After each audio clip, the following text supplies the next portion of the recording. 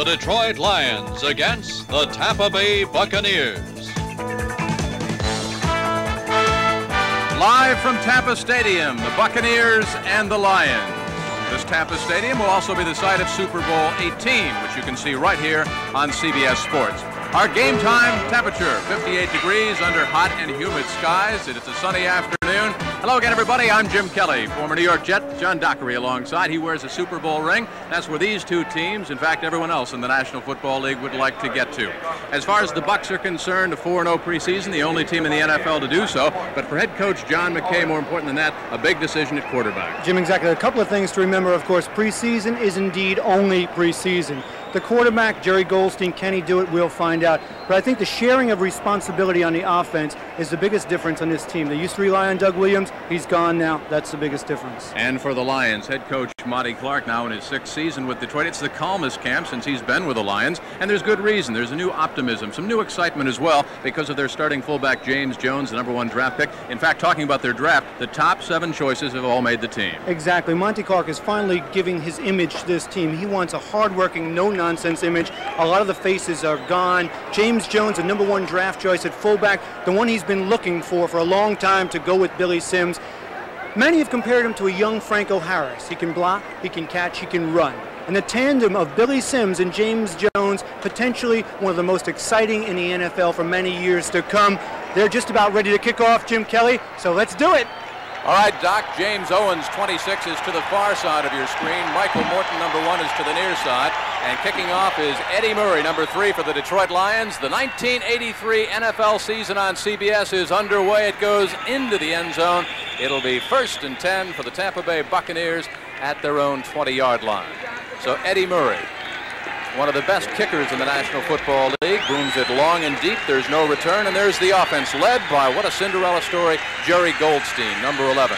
And the offensive line of the Tampa Bay Buccaneers, Kelly Thomas, he's a good one. We'll talk about that. They're very high on him. At tight end, Jerry Bell will start. It is not Jimmy Giles, a late holdout. He signed a week ago Friday, just before the game against the New England Patriots. So Tampa Bay, with Jerry Golsteyn at quarterback, starts 1st and 10 from their own 20-yard line. Kevin House to the top of your screen. I-pro set, motion by the tight end Bell. Jerry Golsteyn will throw and complete his first pass for a 1st down. Tampa Bay at the 31-yard line. James Wilder out of the backfield. Bobby Watkins chased him out of bounds. Now, the last time that Jerry Golsteyn began a season opener, as you look at the Detroit Lions defense, it was back in 1977 and 78 for the New York Giants. He won both of those games with his Giant teammates. And, of course, the last time he completed a pass in regular season in the NFL, October 21st, 1979. That was when he played with the Detroit Lions against the New Orleans Saints. House wide to the near side. I-pro set again. Second back through. That is Melvin Carver, stacked up at the 32. Maybe got back to the line of scrimmage. Demetrius Johnson, 21, in there on the tackle. Exactly what we expected. Jerry Golsteyn, without Doug Williams, it's going to be a different offensive team. Less of the big bomb, less of the one-play scoring strike. Golsteyn is going to try and use a balanced offense, running the ball, throwing the ball. You saw it right there. He opened up with a pass off play action. He ran the ball on 2nd down. How about John McKay and the play calling as he's shuttling in his tight ends, opening up with Golsteyn and throwing the football. Golsteyn will throw again, lots of time, dumps underneath at the 35, incomplete to Melvin Carver, who had looped from the left side out of the backfield, and Gary Cobb, 35, in his 5th year from USC, the left side linebacker, as you look at John McKay. It's interesting, the problem down here deciding on the quarterback, Jack Thompson, the #1. They gave up a #1 draft choice and a lot of money to get him from Cincinnati. A lot of people thought that that kind of pressure would force John McKay to go with him, but instead he decided on Golsteyn. We'll be right back in a moment. We're early in the 1st quarter. No score. Detroit at Tampa Bay in a difficult division rivalry. Jim Kelly. In his 9th year out of Arkansas, Dave Revis, number 75, 6'5", and 265, going out. He was down for about a minute and a half, but as you saw, went out under his own power. Gene Sanders, the 5th-year lineman out of Texas A&M now, a defensive lineman in college, takes his place. Tampa Bay Buccaneers, opening possession, 3rd and 9. Slot formation to the left side. House wide to the near side. Carver in the backfield. Golsteyn got his tight end out of bounds. That is Theo Bell. 1st down, Buccaneers.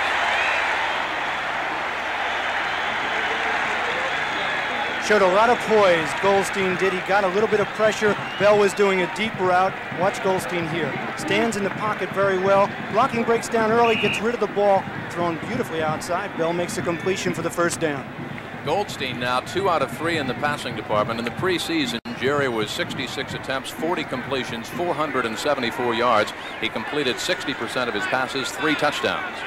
1st and 10, Buccaneers at their own 49. Wide receivers left and right, the pitch back. That is Melvin Carver. Chopped down after he picked up 1 very tough yard. It'll bring up 2nd down and 9. Carver in his 2nd year out of Nevada, Las Vegas. Of course, the Runnin' Rebels, known more for their basketball. Bobby Watkins in his 2nd year from Texas State came up to make the tackle.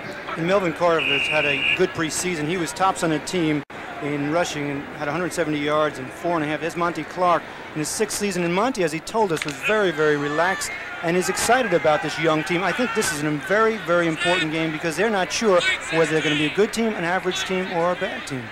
2nd and 9 from the midfield stripe. Motion to the near side. Jerry Goldstein's 4th pass of this young season. Lots of time passing out of the backfield. Wilder cracks it across the 45 down to the 44 of the Lions. In his 3rd year out of Missouri, a 2nd-round draft pick, Jimmy Williams brought him down, a young linebacker out of Nebraska. That's an example of the new offense as you look at James Wilder here in Tampa Bay. Golsteyn wanted to go to his tight end. He looked to Jerry Bell, number 82, who was hooking about 10 yards down.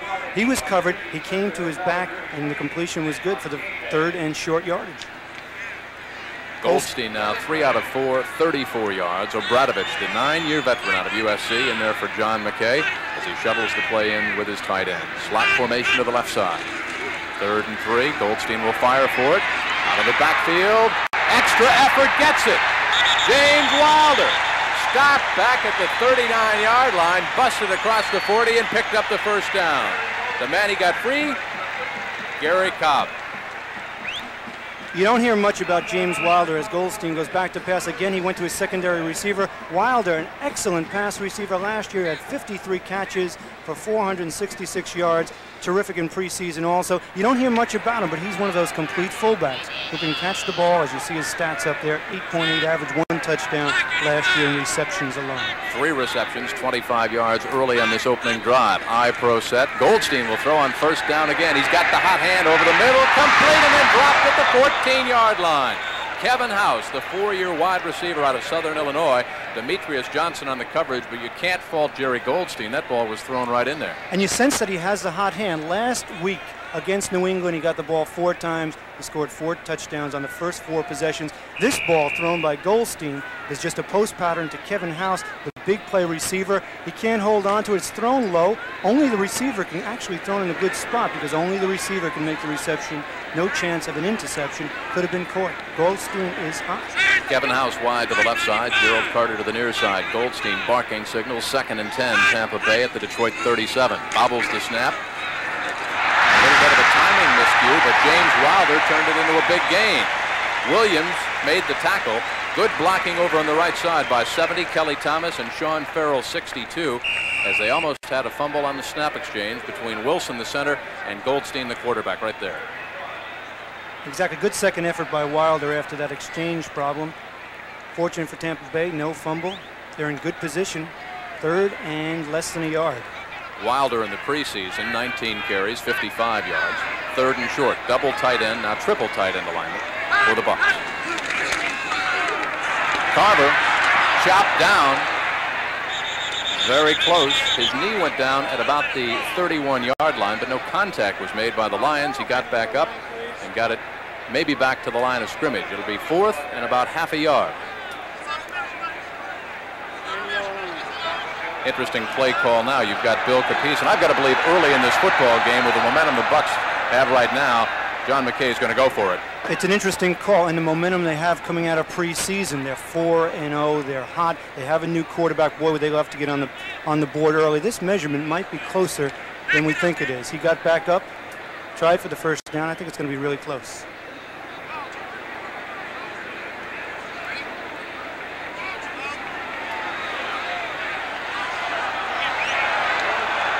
Less than 2 feet. John McKay. Talking to Jimmy Giles just back after that long contract holdout, sending him in there. They're going for it. And the crowd likes it. There'll be 3 tight ends in there now. Jerry Bell, 82. Jimmy Giles, 88. Obradovich is 86. Good time for play action. You might go for the scoring strike right here if you want to gamble a little bit. Otherwise, I'm sure they'll send one of the tight ends in motion, run a play into the line off of him.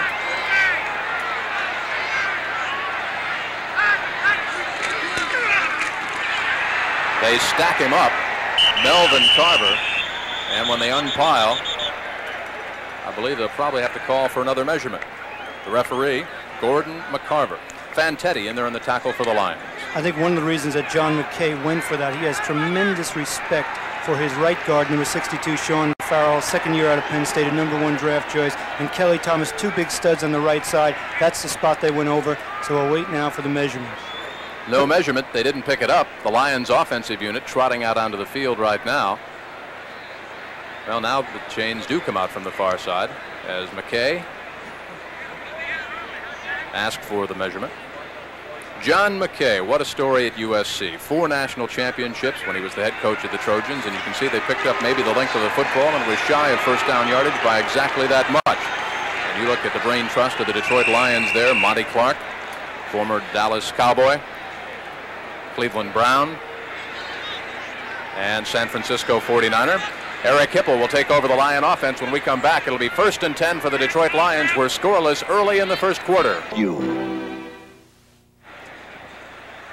Well, be sure and be with us next Sunday as CBS Sports coverage of the National Football League continues with either Dallas at St. Louis or Tampa Bay at Chicago, all beginning with the NFL today at 12:30 Eastern Time.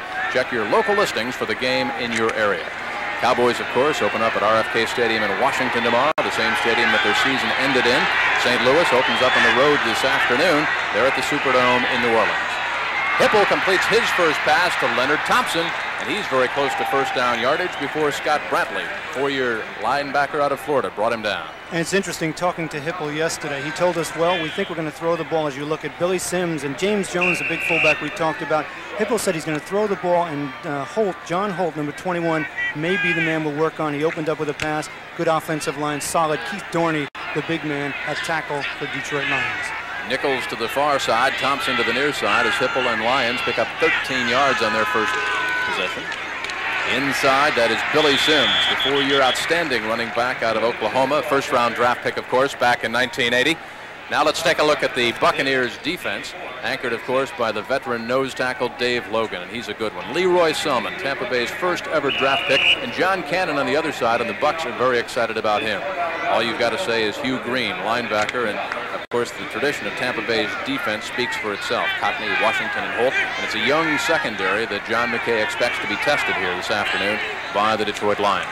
2nd and 6 for Detroit. Hipple to pump. Wide open is Thompson, and Hipple misfires. Thompson was wide open at about the 39-yard line. Mike Washington was there on the coverage, but that should have been a completed pass. Actually, there was a mix-up between Hipple and Thompson. Billy Sims coming out of the backfield was much more wide open than Thompson. Thompson sort of slowed up, looked like he wasn't going to get the ball. A miscue there. As you look at Monty Clark yelling instructions. Gary Danielson standing next to him, number 16. A bit of a quarterback controversy over the years in Detroit as well, with Danielson and Hipple both fighting for that job. Monty Clark said, Hipple is our quarterback now. He is our starter. He was very clear about that yesterday. The 4-year quarterback out of Utah State. They show shotgun. 3 wideouts are in there. Sacked from behind at the 36-yard line. Dave Logan. 5 sacks, 61 solo tackles in 1982 out of Pittsburgh, a 12th round pick back in '79. Can you believe it? And the respect that they have for Dave Logan, number 76, as you see him jogging off the field. This is the shotgun. Detroit's been using it a lot. Logan is on an end tackle game. Watch the left of your screen. You'll see him come back. Hipple holding the ball, good coverage downfield, and then he just wraps him up. Logan with the sack. Andre Tyler back deep for the Tampa Bay Buccaneers, and Michael Black, who averaged over 40 yards a kick in the preseason, the rookie out of Arizona State. There is Andre Tyler, and there is Michael Black. Low snap from center. Black booms a short kick that Tyler will field cleanly at the 26. Busts 1 tackle at the 30 and fights his way up to the 33, and the Bucs will break 1st and 10 from that point. We've got 9:38 left to go in a scoreless first quarter. We're live from Tampa Stadium, the site of Super Bowl 18, which you can also see here on CBS Sports. The Bucs and the Lions zip to zip. prepared for smaller cars. Coming up next on CBS Sports, third round action from the U.S. Tennis Championships, live from Flushing Meadow, New York. You'll see the #1 seed, John McEnroe, against Vince Van Patten, and we'll keep you up to date on all the other action. Did you see that match the other day between John McEnroe and John Sodry? It was a rematch of the NCAA Championship from 1978 when Sodry and McEnroe did battle again. That is Leonard Thompson, the outstanding wide receiver for the Detroit Lions, who was shaken up on the punt coverage team, but he is expected back in. Revis, by the way, for Tampa Bay, we showed you him. He was injured, a knee injury, we are told, and he is not expected to return. Tough break for Tampa Bay as we watch Leonard Thompson. It's interesting, Leonard Thompson is a starter, yet he's so valuable on special teams that he's forced to play. John McKay obviously concerned about his offensive line a little bit now as Gene Sanders was in there for Dave Revis. Kevin House out wide to the top of your screen, and Gerald Carter to the near side. Motion by the tight end Bell. Play action, loose football. And it looks like the Lions have got it down at the 36-yard line. Big pileup. Melvin Carver was down there bobbling the football. You can see them stack up now at the 35, and Detroit 1st and 10. Golsteyn got the handoff, no problem there. Looked like a good handoff, he just couldn't hold the ball. That's Melvin Carver. Just dropped the ball, it never got a handle on him. And I believe it was the rookie out of Missouri, Demetrius Johnson, 21, who covered the pigskin. 5th round draft choice in 1983. We mentioned at the top of the telecast that Monty Clark is so excited about the Lions this year. The top 7 draft picks have all made the club. There's a renewed interest in the football team around the Detroit area, and there's a new excitement also because, well, some of the disruptive elements are gone. We'll talk about that as the game unfolds. There is Monty Clark and Gary Danielson on the sideline. It's 1st and 10 Detroit, the first turnover against the Buccaneers. Eric Hipple is the quarterback. Line of scrimmage to the 36. Locked to the left side. Motion to the near side. Inside handoff goes nowhere, and Dave Logan stops James Jones. That's the first time the #1 draft pick out of Florida has carried the football this afternoon. John, let's talk a little bit about some of the disruptive influence as we take a look at what Philadelphia did in the closing minutes last night against the 49ers. Gone from the Detroit Lions, Bubba Baker, Dave Hill, and of course Stan White. And yesterday at the Lions practice, Monty Clark told us he was never as happy to see any individual leave a team as he was Stan White, and he said, you can quote me. And I thought his point about I don't want to coach hostages, I want guys that'll go out and hit and want to be here was the most important one that he said. 2nd and 10. Hipple will fire. Tight end looping from the right side down at the 32, but check the flag thrown from across the field. Ulysses Norris, the 5-year tight end out of Georgia, a 4th round pick in '79, wrestled down by Jeff Davis, but the call against Detroit.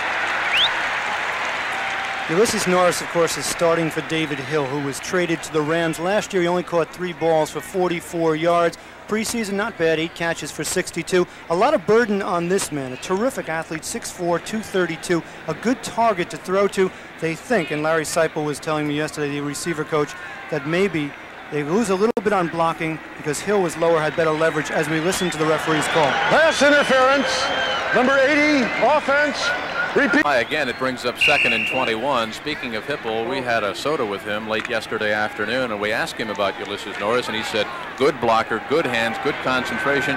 Eric didn't feel they lost a thing in letting David Hill go to the Los Angeles Rams. Maybe experience. There he pushed off the defensive back, got a call. That's experience. You have to know how to finesse that. Screen to the left side. James Jones bumped down finally at the 41-yard line as he bounced off a couple of Tampa Bay Buccaneers. Mark Cotney, the 8-year veteran out of Cameron State, finally. The Atlanta Falcons leading the Chicago Bears at Soldier Field by that 6-0 score. And the Cardinals of St. Louis have jumped out in front over Bum Phillips, Kenny Stabler and company in the Superdome. And of course, next week, the St. Louis Cardinals play host to the Dallas Cowboys and the Buccaneers on the road in Chicago. Check your local listing. It all starts with the NFL Today. Brent Musburger and company back at CBS Sports Control in New York. 1st and 10 Buccaneers from their own 20-yard line. Wide receivers left and right. That's Bell in motion to the top of your screen. Golsteyn again will put it up on 1st down. Fires dropped at the 24 by Melvin Carver. Carver in the preseason, 14 catches, 79 yards, no touchdowns, but that was a very catchable ball. Melvin Carver not having a good beginning. He fumbled, now he drops a pass that was definitely catchable. Tampa Bay a little bit tentative after having such a great preseason. Of course, as we said, preseason is like batting practice in baseball. You got to do it when the man's out there firing 90 miles an hour. This is the real thing, a division rival, an important game for both teams. Tough to repeat what this man did against the Patriots a week ago Friday night when he led the Buccaneers to scores on their first 4 possessions. He'll fire on second down. In the grasp of the Detroit Lions, William Gay, the 6-year lineman out of Denver, came from the Broncos in a trade, played tight end in college. And you're used to seeing on that side of the screen Bubba Baker. Here William Gay comes, gets a good rush.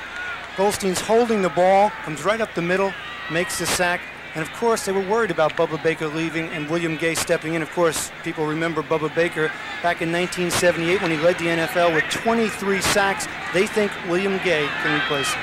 Bit of a mismatch. Gay there, 6'5", 255 against Jimmy Owens, who is 5'11" and 196, and Gay just blew right over it. 3rd and 18, and penalty marker down. Jerry Bell. Looks like he might have jumped off sides. Let's check the call now by our referee this afternoon, Gordon McCarty.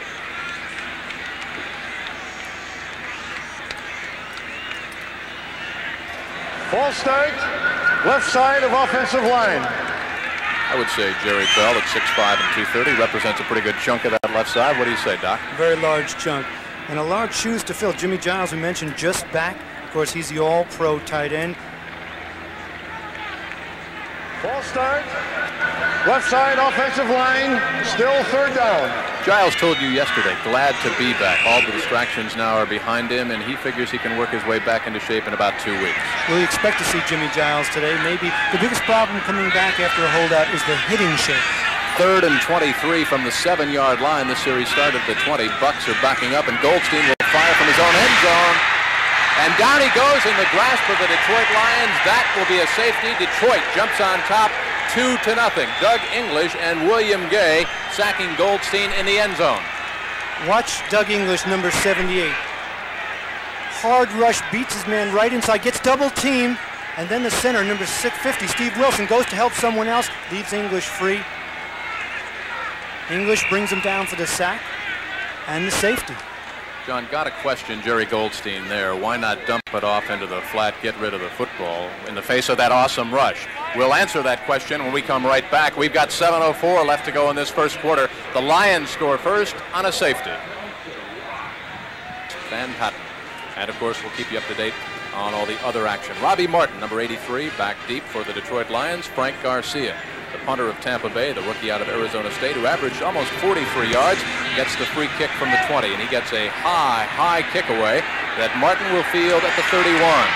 Returns to the 40, the 45, up to the 47-yard line. So the Detroit Lions, after that safety sack by Doug English, have excellent field position. Doc? The thing about a safety that's so demoralizing for a team, for Tampa Bay, is that you give up points, you give up the ball, and you give up field position.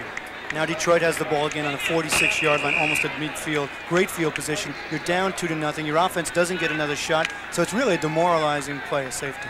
Well, it's kind of an interesting turnaround also early in the first quarter. The Bucks had it, you recall, down near the 31-yard line of the Lions, went for it on 4th and less than a yard, didn't pick it up. Lions still punted, so they've kind of been flip-flopping field position, and then Detroit took advantage of the Tampa Bay mistakes. Billy Sims hurdles over the right side and explodes near the 50-yard line. Second carry for Billy Sims in his 4th year out of Oklahoma. Jeff Davis out of Clemson came up to make the hit. And the biggest question we asked everyone around Detroit about Billy Sims, he almost slept his way through preseason as you look at his yardage, incredible yardage over his career. But in preseason, he averaged less than a yard a carry, carried 24 times for only 16 yards. Everybody, to a man, said that when Billy Sims hits the field for a regular season game, he'll be ready to play. 2nd and 6 for Hipple and company. Eric is 2 of 4, 18 yards. Slow developing handoff to Billy Sims, who cracks it across the 50 and gets it down near the 48 of Tampa Bay. Leroy Selman, the very first draft pick of the Buccaneers, an 8-year veteran out of Oklahoma, helped out by Scott Brantley. What can you say about Leroy Selman? All-pro, perennial all-pro. The heart of that defense. He plays on the same side with Hugh Green, number 53, standing right next to him there. What an awesome side of the defensive line. Many teams run away from them. They're afraid of that side. 3rd and 4. Sims has carried the ball 3 times for 9 yards. Line of scrimmage to 48 of Detroit. Shotgun formation. Slot to the right side. Hipple releases. First down. He's got Jones out of the backfield, and the rookie's on a roll. Out of bounds at the 20-yard line. First and 10, Detroit. Johnny Ray Smith, the second-year defensive back out of Lamar, finally chased James Jones out of bounds. Watch how they set it up and how Hipple fired out of the pocket. A pickup of 29 yards. James Jones is not only big at 235 pounds, but nifty. Watch this little move here. Gives a little doop-doop, cuts back inside, and then turns on deceptive speed, much like a Franco Harris. Franco never looked that fast, but boy, when he put it into overdrive, he was tough to catch. James Jones has some of that, maybe not as much speed, but has that kind of ability. A couple of Gators doing battle there. Jones, a rookie out of Florida, and the man he beat was Scott Bradley. Nice move by Jones to cut it out of bounds near the 16-yard line. Johnny Holt wrestled him out of bounds. There is the Detroit Lions' #1 draft pick. 2 touchdowns, averaging almost 3.5 yards during the preseason. And there you saw what he did with the Gators last year. And Monty Clark told us that he's much better than he even thought he was, James Jones. Well, a lot of people said, well, James Jones is going to come here. He's going to block for Billy Sims. We've been looking for the big fullback for years. That's not the case. He'll catch the ball out of the backfield, and he'll also run well with it. Leonard Thompson, who had the wind knocked out of him, back now at wide receiver, and he's wide to the left side. Hipple batted down at the 10-yard line, intended for the tight end, Ulysses Norris. And there's a great defensive play by Jeff Davis in his second year out of Clemson, because Norris was open. Davis came over and batted the ball loose. The cornerback was covering outside. John Holt is on the outside. Jeff Davis is on the inside. Davis makes the lunge at the last minute, gets his hand in there. You see Holt on the outside. That play wasn't going anywhere, even if it was complete. He tried to stuff it in there when maybe he should have looked elsewhere to throw the ball. Actually, the ball was thrown a little bit behind Norris. The 5 nickelbacks in there now for Tampa Bay. Hipple from the shotgun. 3rd and 8 for the Lions from the 17. Motion all over the field, and it looks like flag day.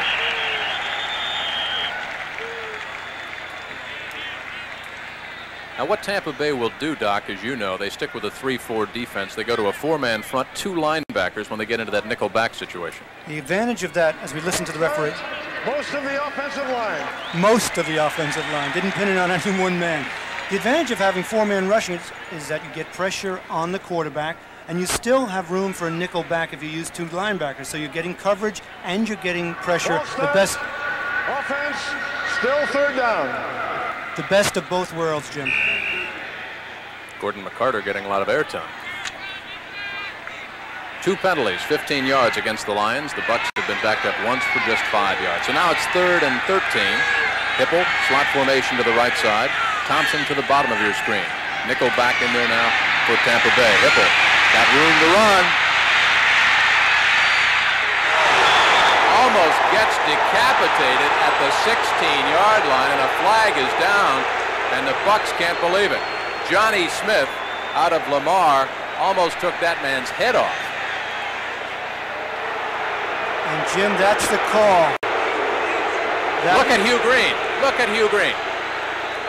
Hugh Green's upset. Look at that. He says it was a legitimate hit, but Jim, it wasn't a legitimate hit because he went up high. Watch Johnny Ray Smith at the end of this play. Hipple tells me one of the things that recommends him as a quarterback is his durability, his ability to run and go for it. Here, watch. Number 22 coming in, hits him right up high in the chin with his elbow, with his helmet. That's the difference. Had he gone down lower, no penalty.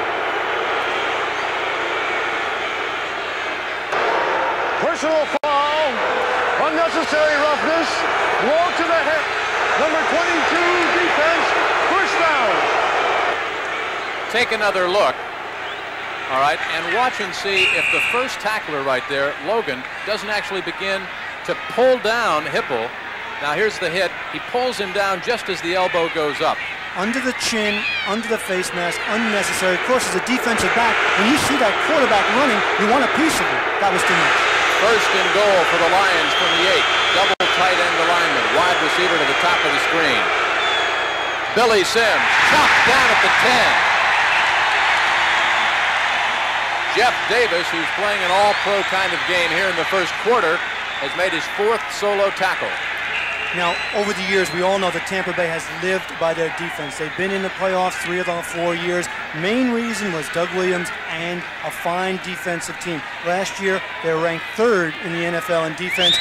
As you look at Jeff Davis, second man out of Clemson, they have a good linebacking core with Brantley, Green, Davis, and Hawkins. Excellent.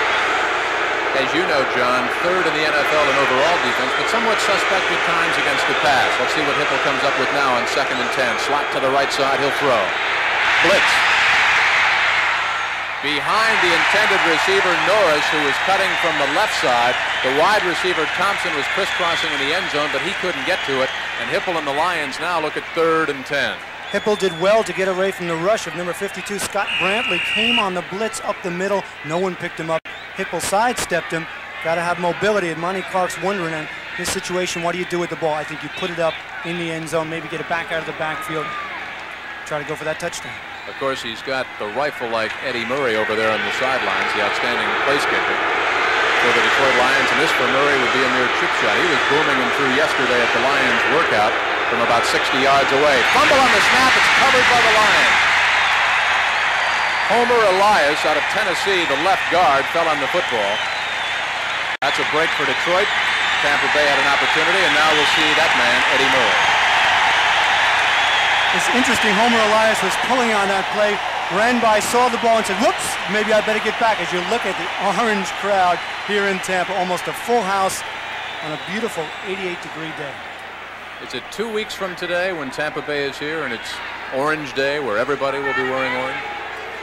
Exactly. Eddie Murray, 16 of 16 in point afters last year, 11 out of 12 in the field goal department. He was perfect during the preseason, 8 for 8, an extra point, 6 out of 6, and that's just a chip shot. And the Lions go up on top now by a score of 5-0. The safety by Doug English, the field goal by Eddie Murray. We've got 3:41 in a scoreless first quarter for the Tampa Bay Buccaneers. They've had a safety against them and a field goal by Eddie Murray. And when we watch Eddie Murray line up, Jim, I think it's important. When you look at it here, Tampa Bay is only trailing 5-0.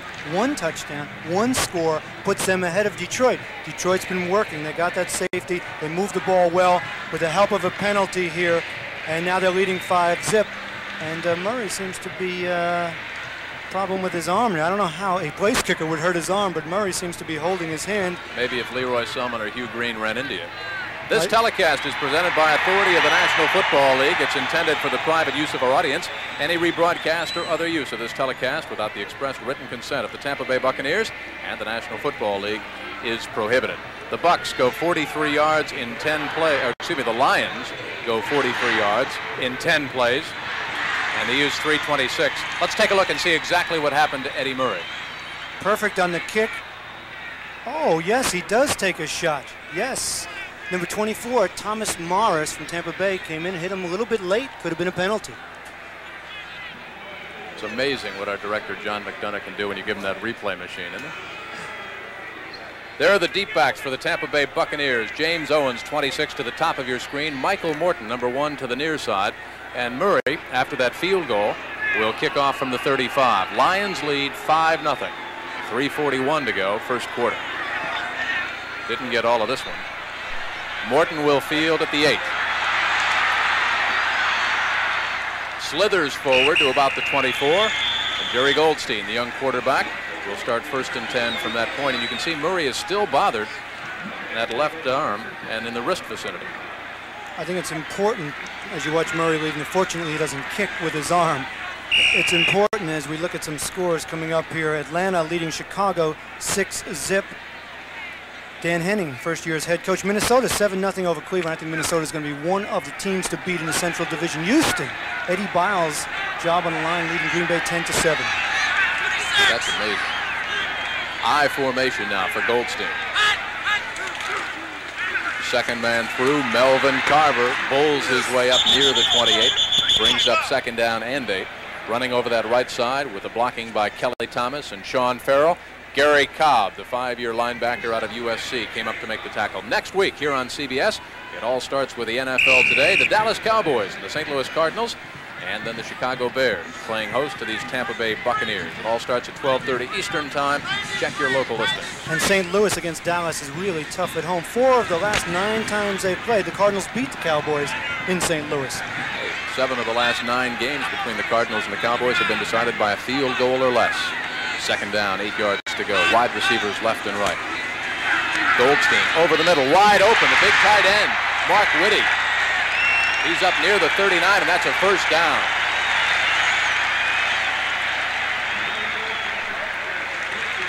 A safe, high percentage pass. That's the kind of offense that Tampa Bay is going to have this year. He just drills it to the big man who was lucky to survive. Now, he was on the line when Jimmy Giles came back, the rookie out of North Texas State, had an excellent preseason, a touchdown last week. And they were thinking that we won't carry 4 tight ends, but Whitty made it on special teams. There he makes a good reception. Wide receivers left and right again. The I-back formation now. Golsteyn sets the Bucs down at the 39, puts back to Carver, sweeps the right side, gets a block up to the 40, bowls his way to the 45 before Gary Cobb finally wrestled him out of bounds. Watch the blocking over there by number 32, Jimmy Wilder, to help him out, and Sean Farrell, 62.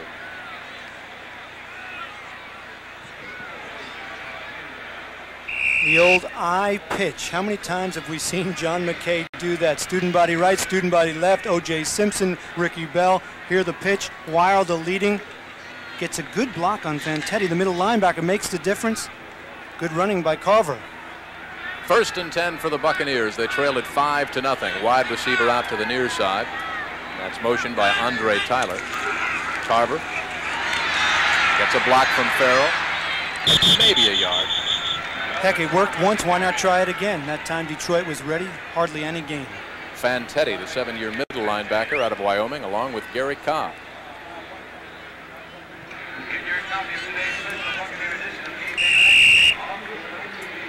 Tampa Bay had one scoring drive thwarted when they went for it on 4th and less than a yard. The Lions defense stiffened.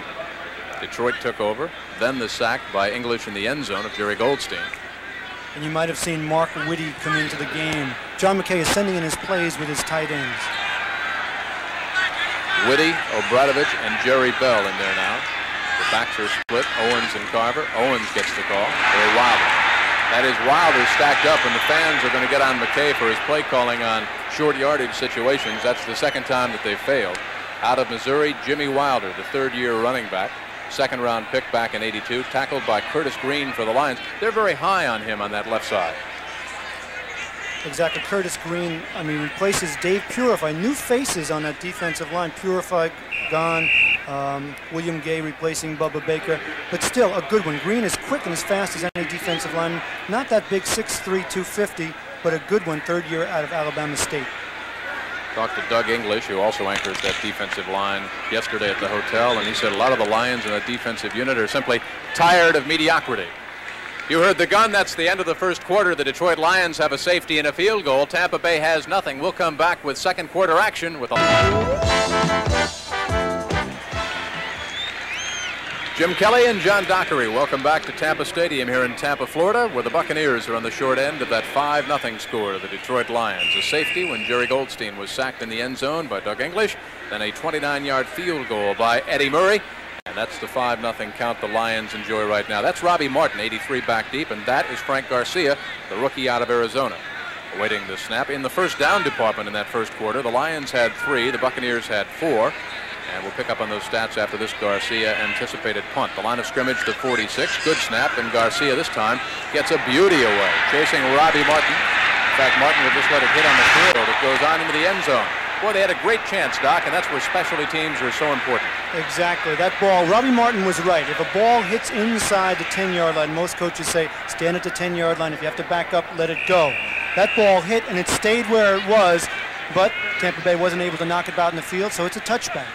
That's Turdell Middleton, the former Green Bay Packer, that had a shot at it. So when we come back, Hipple and company start for the Lions from their own 20-yard line, and they lead 5-0. 6-0. Neil Lomax to Doug Marsh. The point after was good. It was an 11-yard pass. 7-0 the Cardinals on top. And of course, next week, many of you will see either the Cardinals playing host to the Dallas Cowboys or the Bears playing host to these same Tampa Bay Buccaneers. It all starts with the NFL today. Brett Musburger back at the NFL control, 12:30 Eastern time. Eric Hipple over the middle, wide open to the tight end Norris, who couldn't make the one-hand catch at the 42. The throw-in Samoan, Jack Thompson. And the quarterback controversy down here in Tampa. Who would they start? Didn't know until Saturday when John McKay told everyone Jack Thompson and Jerry Golsteyn nip and nip in the preseason. A lot of pressure. Thompson, of course, they gave up a #1 draft choice to Cincinnati, some money. But you know, Thompson and Golsteyn very tight together as kind of no-name replacements for Doug Williams. So they're best of friends, but a difficult battle at quarterback. Mark Nichols wide to the left side. Leonard Thompson split wide to the right side for the Lions. Hipple will throw on 2nd and 10. Goes to the safety valve. Billy Sims thrown behind him. Incomplete pass. Jack Cannon over on the left side, putting all kinds of pressure on Hipple. And Hipple told us how difficult it was to throw against a 3-4 defense when they drop all of those linebackers and secondary into the zone. It's throwing against 8 men. You have to throw underneath and hope that your back will run with the ball and get some yardage for you. Chicago has just answered that Bartkowski touchdown pass with a score of their own, so Mike Ditka has the much improved Chicago Bears back in front by a point, 7-6. And of course Chicago plays host to the Buccaneers next week at Soldier Field. From the shotgun, Hipple. First down out of the backfield, James Jones at the 35. Johnny Ray Smith came up to make the tackle. Hipple now 4 out of 10 for 60 yards. 4-man rush by Tampa Bay was an in-tackle game. They handle it very well. The shotgun gives him plenty of time. Hipple to find his receiver, James Jones, with those sure hands, makes the catch, turns upfield, gets the first down. You know, as we stood over on the Lions sideline yesterday at practice and talked with James Jones, very quiet young man. We asked him who he might fashion himself after in the National Football League, and he said, I don't know. I'm just Jimmy Jones here trying to do a job.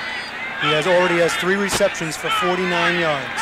Motion by the tight end. Handoff Billy Sims behind the blocking of James Jones. Busted up near the 36-yard line. Tackled by Scott Brantley. You know, of James Jones, Eric Hipple said he really is playing like a rookie. All you have to do is tell that youngster something one time and he knows it instinctively. He's got a kind of an uncanny sixth sense. And even Doug English and Monty Clark, when you talk to him, said James Jones' maturity. He's more like a 4-year veteran than a rookie out of college. Lions very high on their #1 draft pick. A free agent, Jeff Chadwick, now 89, deployed wide to the left side. Hipple looks at 2nd and 8, a will throw. Wide open is Nichols at midfield. First down for the Lions at the 49-yard line of Tampa Bay. John Holt wrestled him out of bounds. A simple square out pattern. As we watch it from the end zone, a great shot. You'll be able to see Hipple coming back. It's a simple square out. Holt is a little too far off. The ball is delivered well. First down. Even though it had a little ripple on it. I mean, that looked like a Billy Kilmer pass. The old dying duck. Mark Nichols, out of San Jose State, 6'2", 208. Very high on him. He was a #1 player, drafted in 1981. A big guy at 6'2", 4.4 speed, potential for a big play, problem in running his routes. Wide receivers are split. Hipple short drop, fires to Nichols, got at the 45, busted down, fumbled the football, covered by the Buccaneers at their own 37-yard line. First and 10, Tampa Bay. Neil Colsey, the 9-year veteran out of Ohio State, the man who pounced on the pigskin first, and the Bucs get a break. Johnny Holt made the hit on Nichols. Look how he's carrying the football out there like a loaf of bread, and there it goes, and watch Colsey. Colsey comes up with the, interesting that he was carrying out there, then he tried to put it away, and when it brought it in, it slipped out before he was even hit. Colsey comes up with it, a big play for Tampa. We've got 13:07 left to go in the first half. The Lions have a safety and a field goal. The Bucs have the football. Wrested from him by Jimmy Connors a year ago against Vince Van Patten, the son of Dick Van Patten, of course, the actor. There's Neil Colsey, the former veteran of the Miami Dolphins, former Buckeye out of Ohio State, who covered that football. First and 10 for the Buccaneers at their own 38-yard line. 3 wideouts are in there now with a lone setback, Jimmy Wilder, and Wilder gets the call. Big hole right side. He bowls across the 47 to the 48-yard line. Gary Cobb made the tackle. Otherwise, Wilder was gone. Farrell and Thomas on the right side opened up a huge hole. Look from the end zone now. Watch the blocking from 62 and 70. And they took care of, you see number 73, Mike Dawson, taking one side. Good blocking by the middle of the Buck line. Wilder gets the yardage. Again, the play calling by John McKay, shuttled in with the tight ends. There's Jimmy Wilder in his 3rd year out of Missouri. What he's done in his young career.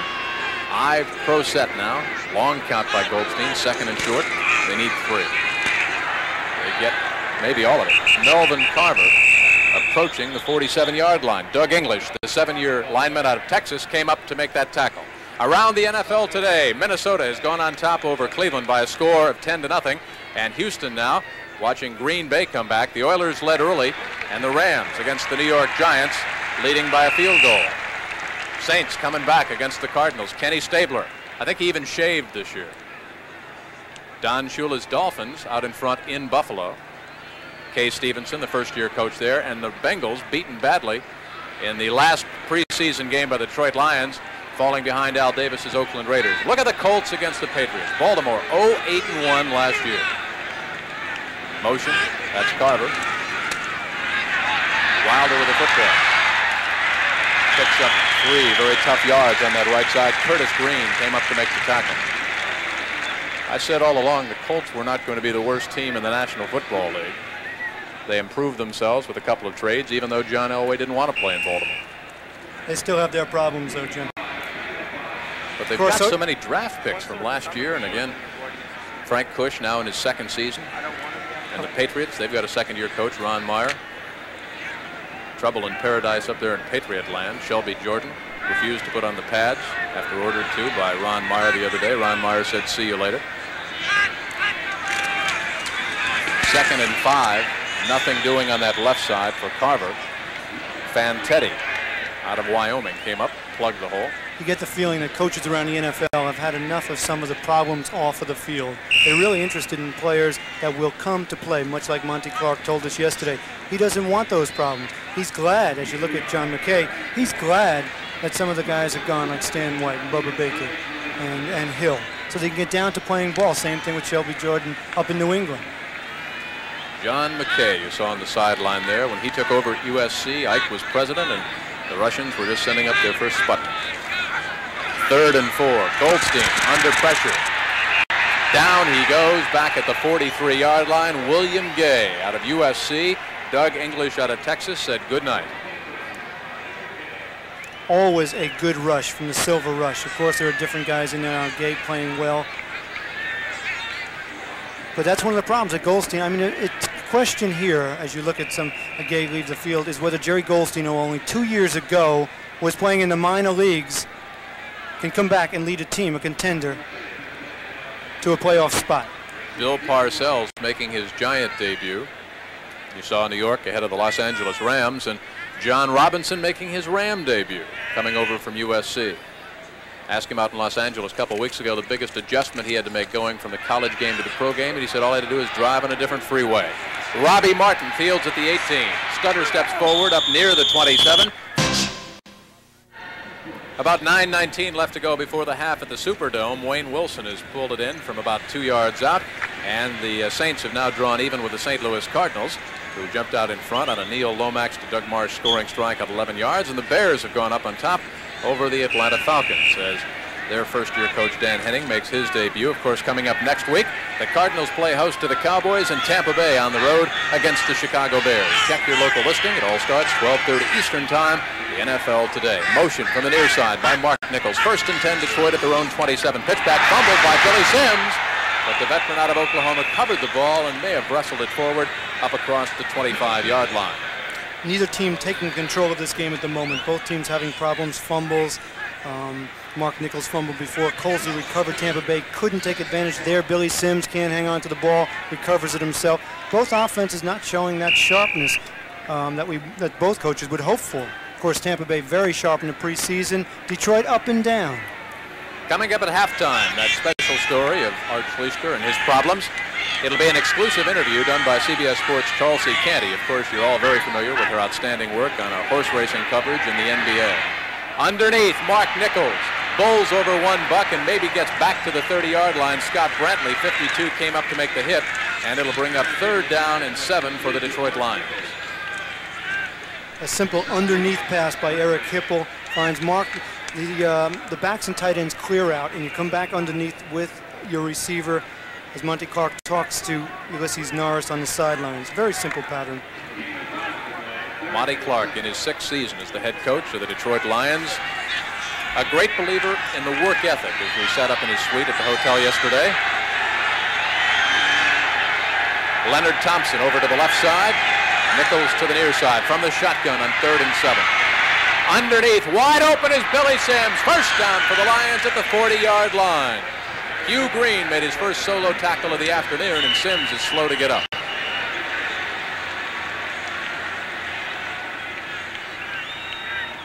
In his 4th year out of Oklahoma, take another look as he released out of the backfield. Doc? He just slips out of the backfield and takes this ball as a reception, but afterwards he gets hit, really clocked right here as he tries for that extra yards right. Bing, that extra hit. It's number 52, Scott Brantley, 4th-year man out of Florida. And Sims is feeling that. He hasn't played much in preseason. He's a little bit rusty, but Eric Hipple told us, like in his rookie year, he had a tough preseason, didn't do much. But boy, when regular season hit, he turned it on. He was hoping for the same thing today. How about 3 carries in the preseason? Fires over the middle. Hipple batted down at the last minute. Intended for Leonard Thompson. Scott Brantley. We could name him All-Pro after this first half. He's had some kind of a 30 minutes. Hipple might have thrown this ball just a little bit late. Let's take a look from the end zone. You get a feel for what the quarterback's seeing. Good protection. Delivers the ball. Brantley on the dive. Good play. Stretches out, gets his hands on it. Johnny, you mentioned the good protection. What a job the rookie Jim Jones is doing on Hugh Green. Hugh was coming in from that left side linebacker post, and James Jones just leveled him.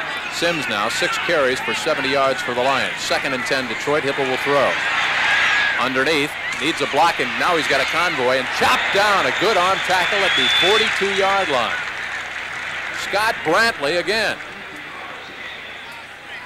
Good idea, though. The play selection was a good one. You got a 3-man rush. Everyone's dropping deep downfield. You try to let the men come in, the front 3, Logan, Selman, and Cannon.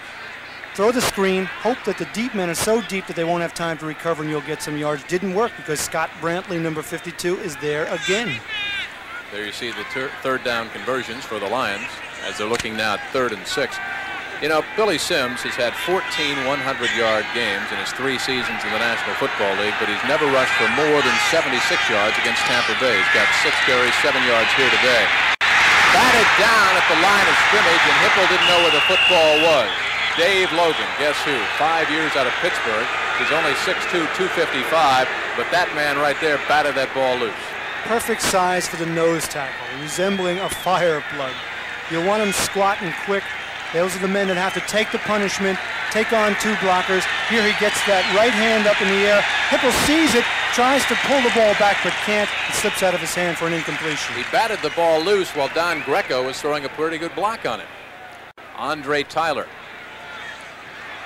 Back deep. That is Andre, number 81. And Michael Black, the rookie kicker out of Arizona State, right there at the 32-yard line. Tampa Bay not doing much offensively, and I guess as we approach the 7-minute mark of this first half, you got to wonder how long John McKay will stick with young Jerry Golsteyn. A beautiful spiraling kick, chasing Tyler back to the 9, breaks a couple of tackles, and down he goes in the grasp of several Lions at the 13-yard line. You got to wonder, John Dockery, exactly when John McKay might go with Jack Thompson in the backup quarterback role. There's our score. We've got 6:45 left to go in the first half. The Lions' lead remains 5. Mash. Number 14 in the orange on the headphones, the throwing Samoan Jack Thompson. Now, Jerry Golsteyn in the preseason, 40 completions out of 66 attempts, 3 touchdowns. Jack Thompson, that man, 35 completions out of 60 attempts for 2 touchdowns. So they were very similar, and as John McKay told us yesterday at the Bucs complex, it was like flipping a coin. An entry, John Dockery, 1 and 1A. And Jerry Golsteyn got the nod because of his experience. He's been here a year. He knows the system, has a good feel for it, where Jack Thompson doesn't have quite that feel. That was Carter who made a brief motion out of the backfield. That is Wilder. Wilder rambles up across the 25-yard line, and that should be enough for a Tampa Bay first down. Al Latimer, in his 4th year out of Clemson, the free agent, bumped him out. You talk about Golsteyn and Thompson. I think that any quarterback will tell you that he doesn't want to be looking over his shoulder all the time, waiting for someone to come in after you have 2 or 3 bad series. Now, Golsteyn hasn't played that well here, but I think the most revealing comment that John McKay made to us yesterday said, neither quarterback will lose games for us. So I think he wants a workman quarterback who can run the machine and not make mistakes as much as anything. There you saw the stats on Jerry Golsteyn. 6 out of 9, slot formation to the right side. The fullback, small hole, and he slithered through it on that right side. Melvin Carver blocking up front by 50, Steve Wilson, the 8-year center out of Georgia. Sean Farrell, the 2nd-year right guard out of Penn State. And Kelly Thomas, the rookie out of USC. Wilder now 4 rushes for 28 yards. And that would be a tough loss as you look at Curtis Green on the ground, 3rd man defensive end out of Alabama State, a man that the Detroit Lions are counting on to replace and give them pressure with the likes of Bubba Green and Dave Purifoy, not with the team anymore. You know, you talk about Kelly Thomas, the rookie out of USC, number 70, the right tackle. For the Tampa Bay Buccaneers, they've got 3 players out of Southern California. Richard Wood, the 9-year linebacker, Kelly Thomas, the rookie, and the 9-year tight end Jim Obradovich. And for the Detroit Lions, there are also 3 former Trojans on the roster. August Curley, the rookie out of USC, Gary Cobb, the 5-year linebacker out of the Trojans, and William Gay in his 6th year. Coming up next week, the Dallas Cowboys and the St. Louis Cardinals. Right now, the Cardinals and the Saints are deadlocked 7-all in the Superdome. The Cowboys don't play until tomorrow night at RFK Stadium in Washington, the same stadium that their season ended in a year ago, as Tom Landry's Cowboys have lost in 3 successive NFC championships. And the Bears play host to these very same Tampa Bay Buccaneers. It all starts 12:30 Eastern time with the NFL Today. And Jim, you mentioned Dallas. I can't wait to see the results of Tom Landry's tougher-than-usual training camp. I saw it last week as they had no problem with Houston. Out of the backfield, Jimmy Wilder, chased out by Gary Cobb.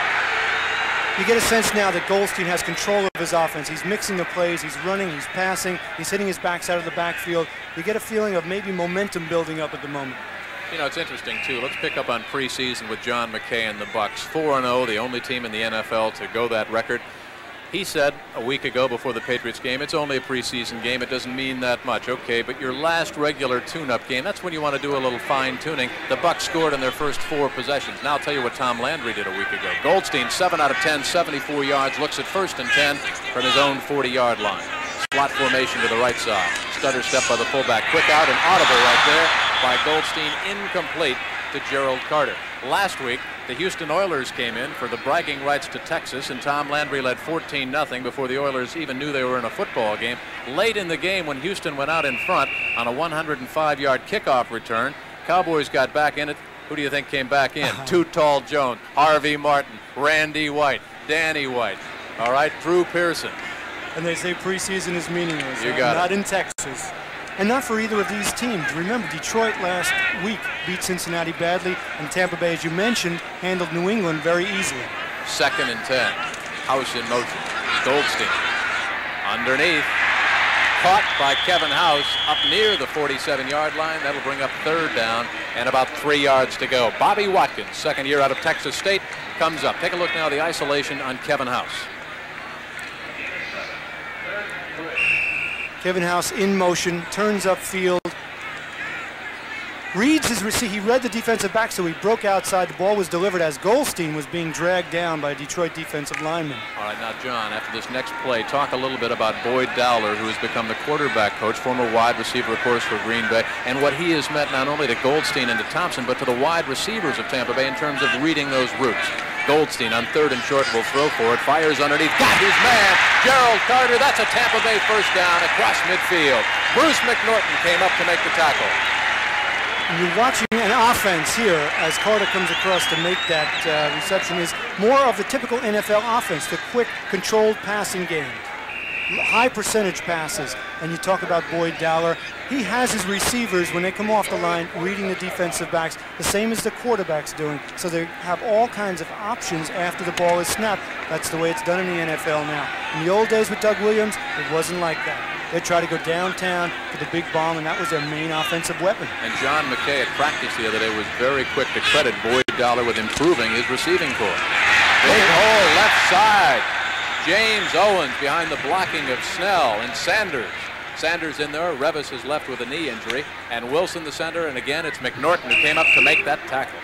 Owens must have been shocked at the size of this hole. You could have driven. They're obviously in a game. Good blocking by the offense. The result? 4.5 yards. English was explaining the Detroit game plan defensively. We'll pick up on that after this play. Yesterday, 4:06 left to go in this first half. The Bucs are on a drive right now. They trail 5-0. House in motion to the top of your screen.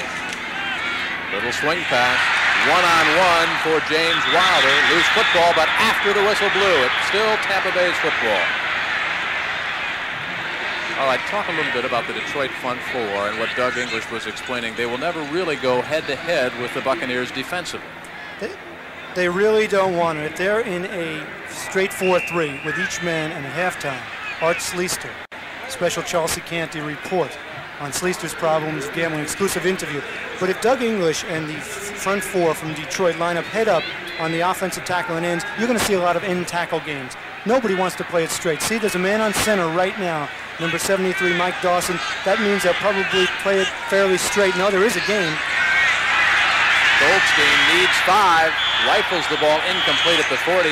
William Gay puts the pressure on. Even if Carter could have come up with that football, it would have been about 2 yards shy of first down yardage. Now watch that Detroit front four. Watch number 73. He's right on center. He's going to loop across, okay? And number 76 comes back inside. William Gay finally comes, gets loose, puts pressure on Golsteyn. That's just an in-tackle game to confuse a young offensive line. Golsteyn now 10 of 15. Robbie Martin. That is not Robbie Martin. That is William Gay, who's a little out of that breath right now. That's Garcia, and you see what he's done in the punting department. Robbie Martin back deep for the Detroit Lions. Martin awaiting this Garcia punt back at about the 11-yard line.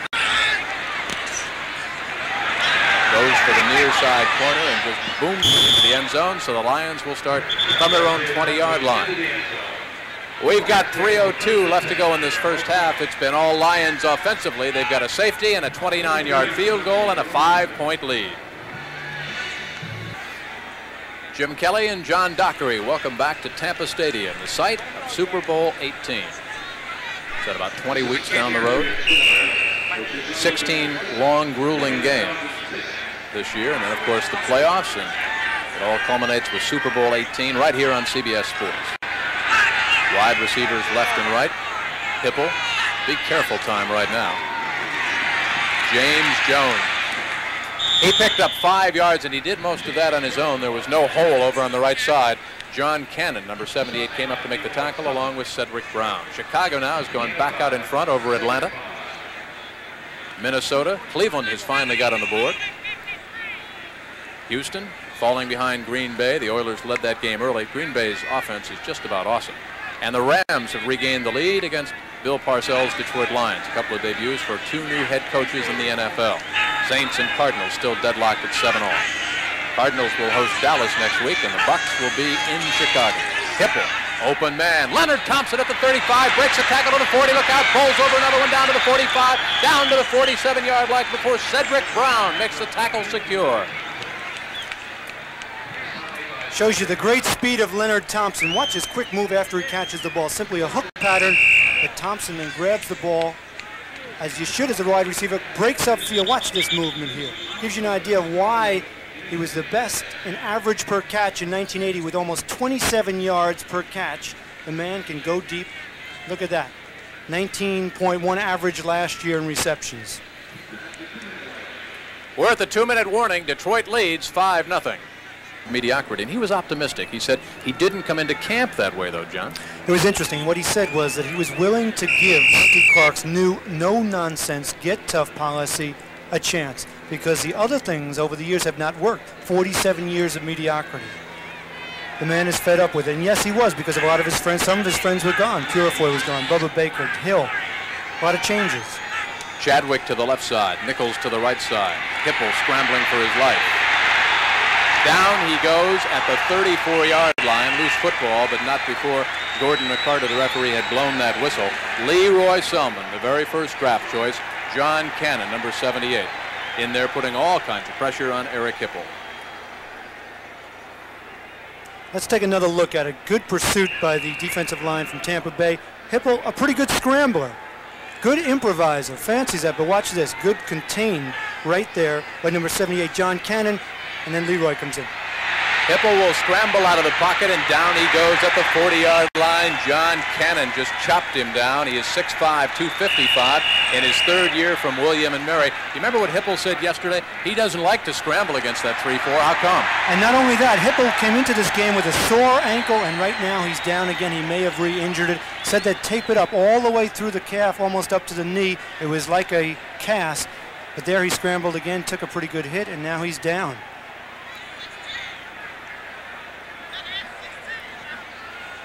And of course, if we lose Hipple, Gary Danielson is a capable replacement, had an excellent preseason, completing 55% of his passes. And there's been a bit of a quarterback controversy out in Detroit with Danielson and Hipple fighting for the job for the last few years. And here comes Gary Danielson, the veteran, 7 years out of Purdue, free agent in '76. Let's try and get a look and see what happened to Eric Hipple, a man who's not afraid to scramble, even though his ankle is bothering him.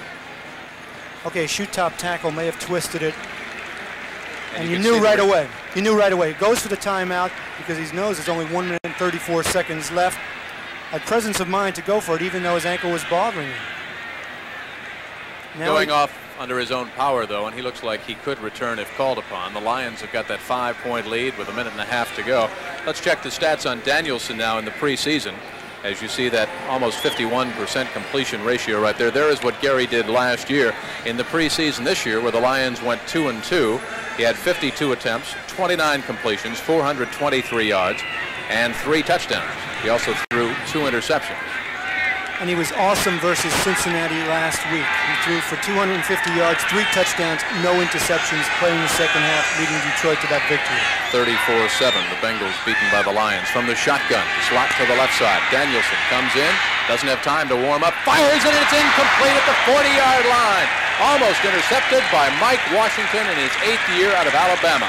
He was looking for Mark Nichols, who was open, and Washington sealed it off.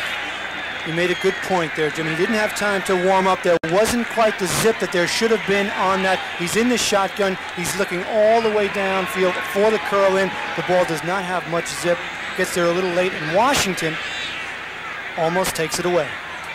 From the 40-yard line, Lions looking now at 4th and 16. You're looking at Andre Tyler, number 81. He is back at about the Tampa Bay 15-yard line. Michael Black awaits the snap at the 25 of Detroit.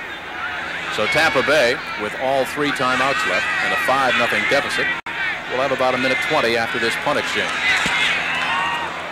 High spiraling kick. Tyler at the 17. Across the 25, near the 27, and that's where the Tampa Bay Buccaneers will start 1st and 10. Eric Hipple, we are told from the Lions bench, is okay. He is expected to play in the second half. So right now, Tampa Bay trails 5-0. Jerry Golsteyn has gone the entire way at the quarterback spot as you look at what Buffalo is not doing against the Dolphins. And the Raiders, 17-0 over Cincinnati. Cincinnati having a lot of problems. They were winless in preseason. New England, 13, Baltimore, 3. That's after the Colts led in that game by a score of 3-0. Jerry Golsteyn, wide receivers left and right, lone back out of the backfield. Up near the 34-yard line is Jimmy Wilder, who bounces off a couple of Lions and stays on his feet back to the 35. Clock is running down to 105, 104. Hurry up offense now for the Buccaneers. They've still got 3 timeouts left. Golsteyn, you can see there calling the audible. Slot formation to the left side. That is Gerald Carter in the slot. Backs up a couple of yards. Might have been motion on the far side. Flags are down. And it looked like one of the Tampa Bay Buccaneers might have moved over on that left side. Might have been Gene Sanders, the left tackle. False start, 74 offense. Take a look at the last play again. Look at this second effort. It looks like he's down. He pitches the ball out to Wilder. We saw them practice that a little bit yesterday. Schoolyard play. Number 74 offense, still second down. That last play, the old hook and pitch that you used in the schoolyard. Charles C. Canty will have that story. Baltimore Colt Art Schleister at halftime. Out of the backfield, and that's a bad ball thrown by Golsteyn. Actually, the worst pass he's thrown the whole first half, and he might be feeling a little bit of the pressure right now as they're into that hurry-up offense. When you throw the ball low like that, John, as you know, it's just like in baseball. You're holding on too long, gripping it too tightly. And this was an important drive, I felt, for Tampa Bay. They had a chance to get back in this game. A touchdown would put them ahead. A field goal would give them some momentum going into the locker room. They had time. They had the timeouts. The 2-minute offense is the toughest thing for any quarterback, especially a young one like Jerry Golsteyn. I say young because he hasn't played that much in the NFL. Keeps two backs in, splits the wide receivers, looks at 3rd and 9, gets it out to Wilder. Wilder tries to get out of bounds, should have tried to get the first down.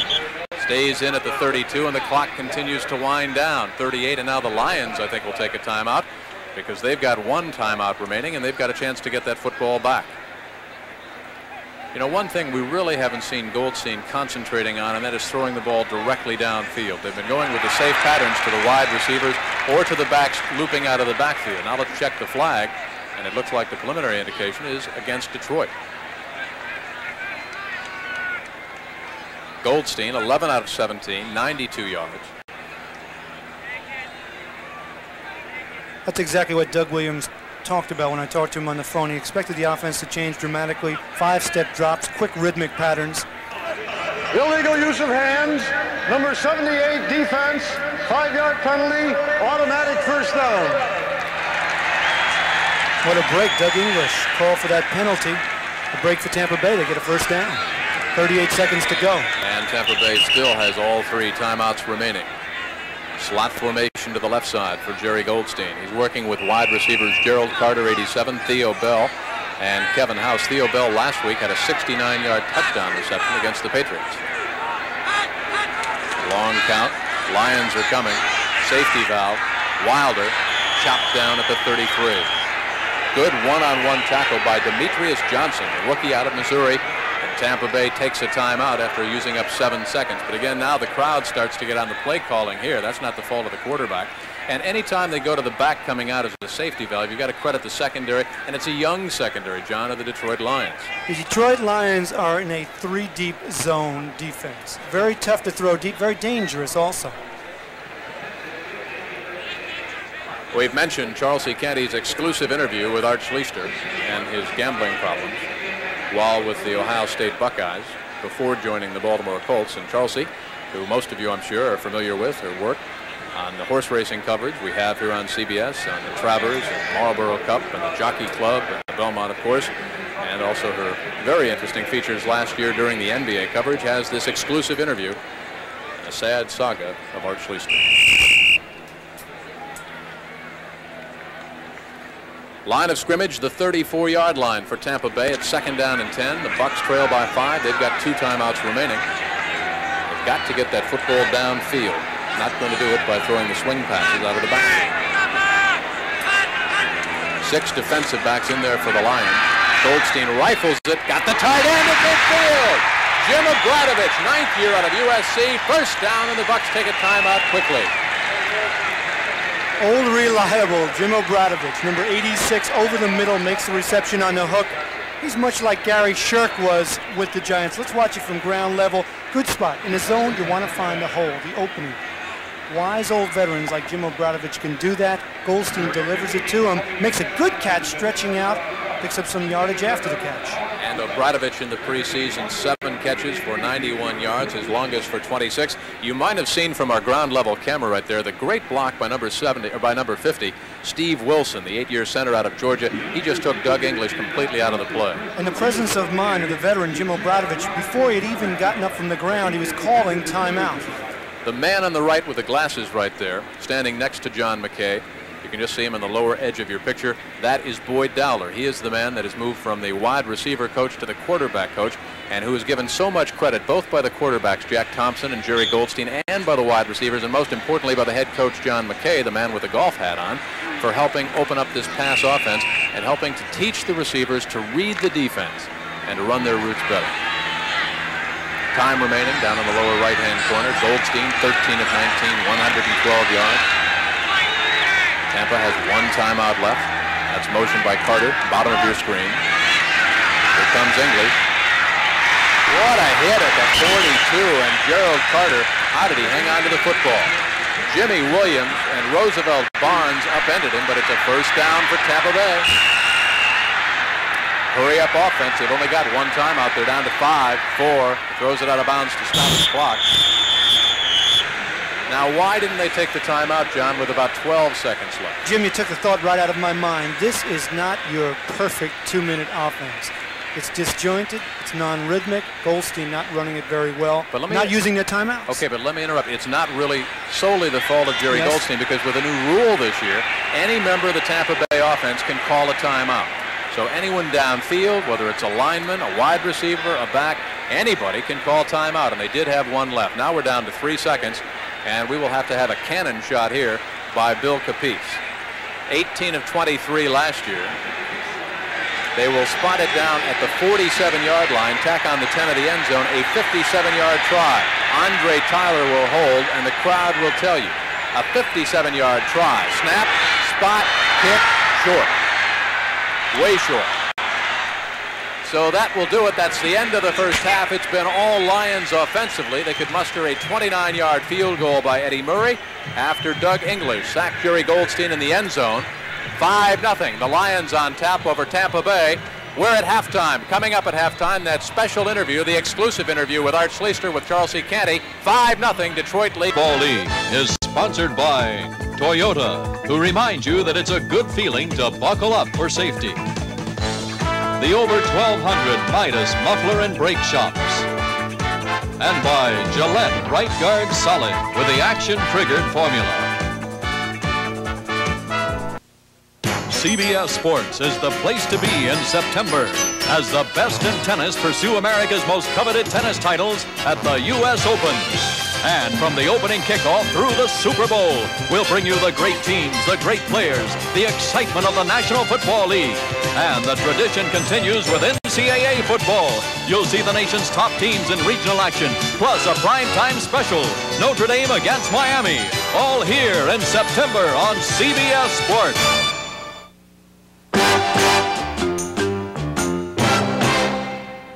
Welcome back to our studio in New York. Now, of course, many of you know Charles C. Canty from her work on other CBS Sports broadcasts, but this season she'll be doing reports for us on the NFL Today. And her first story is a CBS exclusive. In our pregame broadcast, we talked about the problem of cocaine in the NFL. Now, Charles C. takes a look at another young star who got caught up in another habit, one that turned his life into a nightmare. At Ohio State, Art Schleister was the model of an all-American quarterback. A compulsive gambler or a pathological gambler is an individual who gambles to the point where the gambling interferes with his ability to deal with life situations. In college, Schleister projected such a good public image that he even had a book written about him called Straight Arrow. Schleister was a quarterback that brought the Buckeyes from 3 yards and a cloud of dust into aerial offense. It was fields such as this one which provided Art Schleister the stage upon which to act out his all-American role. But it was an image which made him most uncomfortable. I read in a book about Elvis Presley one time. He said the image is one thing and the human being is another, and he said it's very hard to live up to an image. And I would believe that that's true.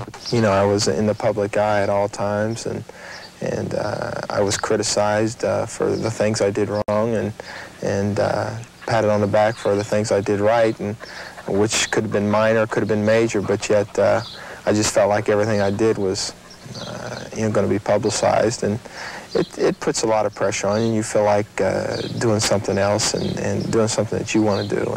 It was here at the local racetrack that Schleister found his other life and pursued his passion.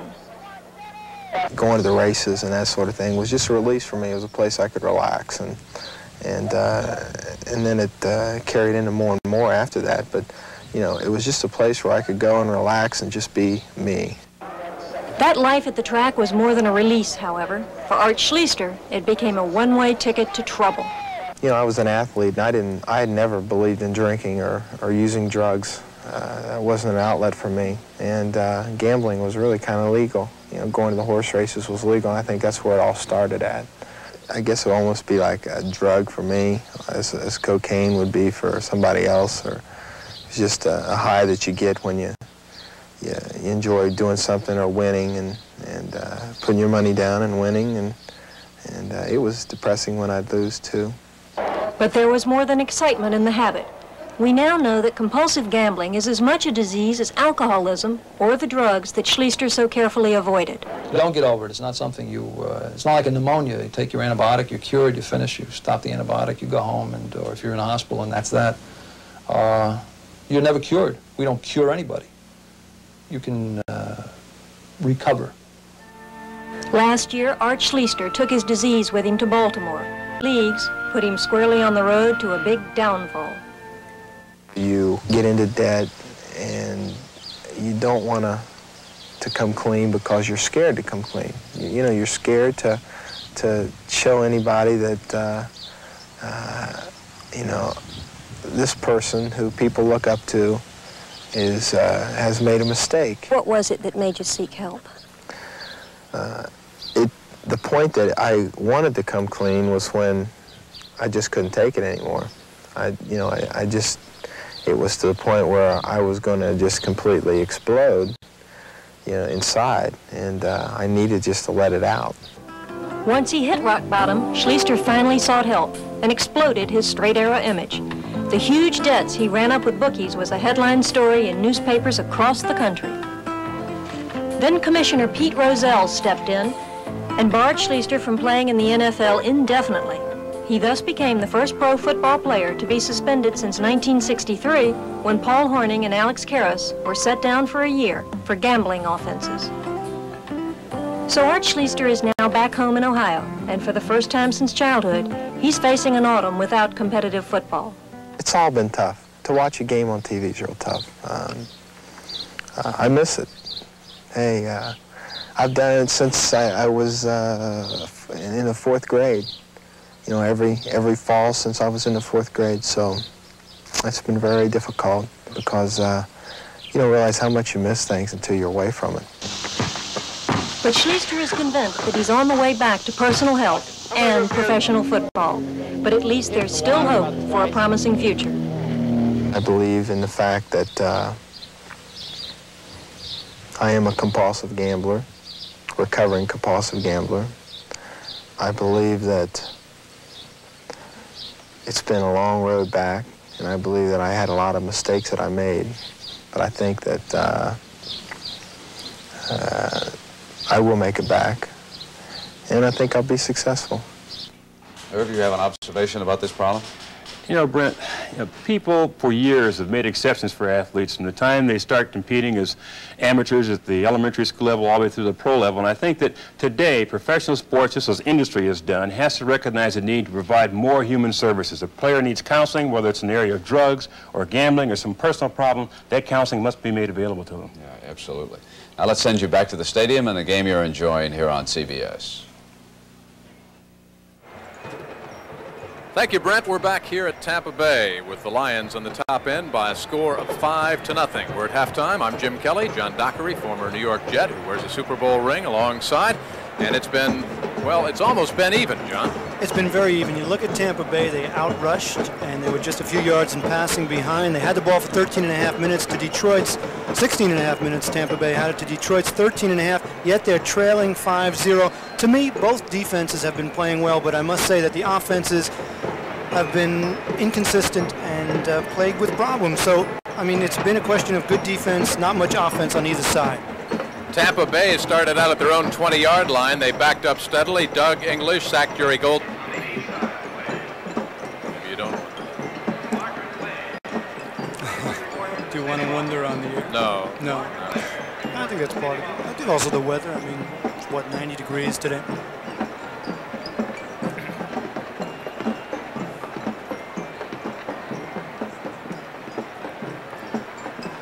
We're back at Tampa Stadium. You're looking live as the Detroit Lions lead the Tampa Bay Buccaneers by that 5-0 score, a safety and a field goal.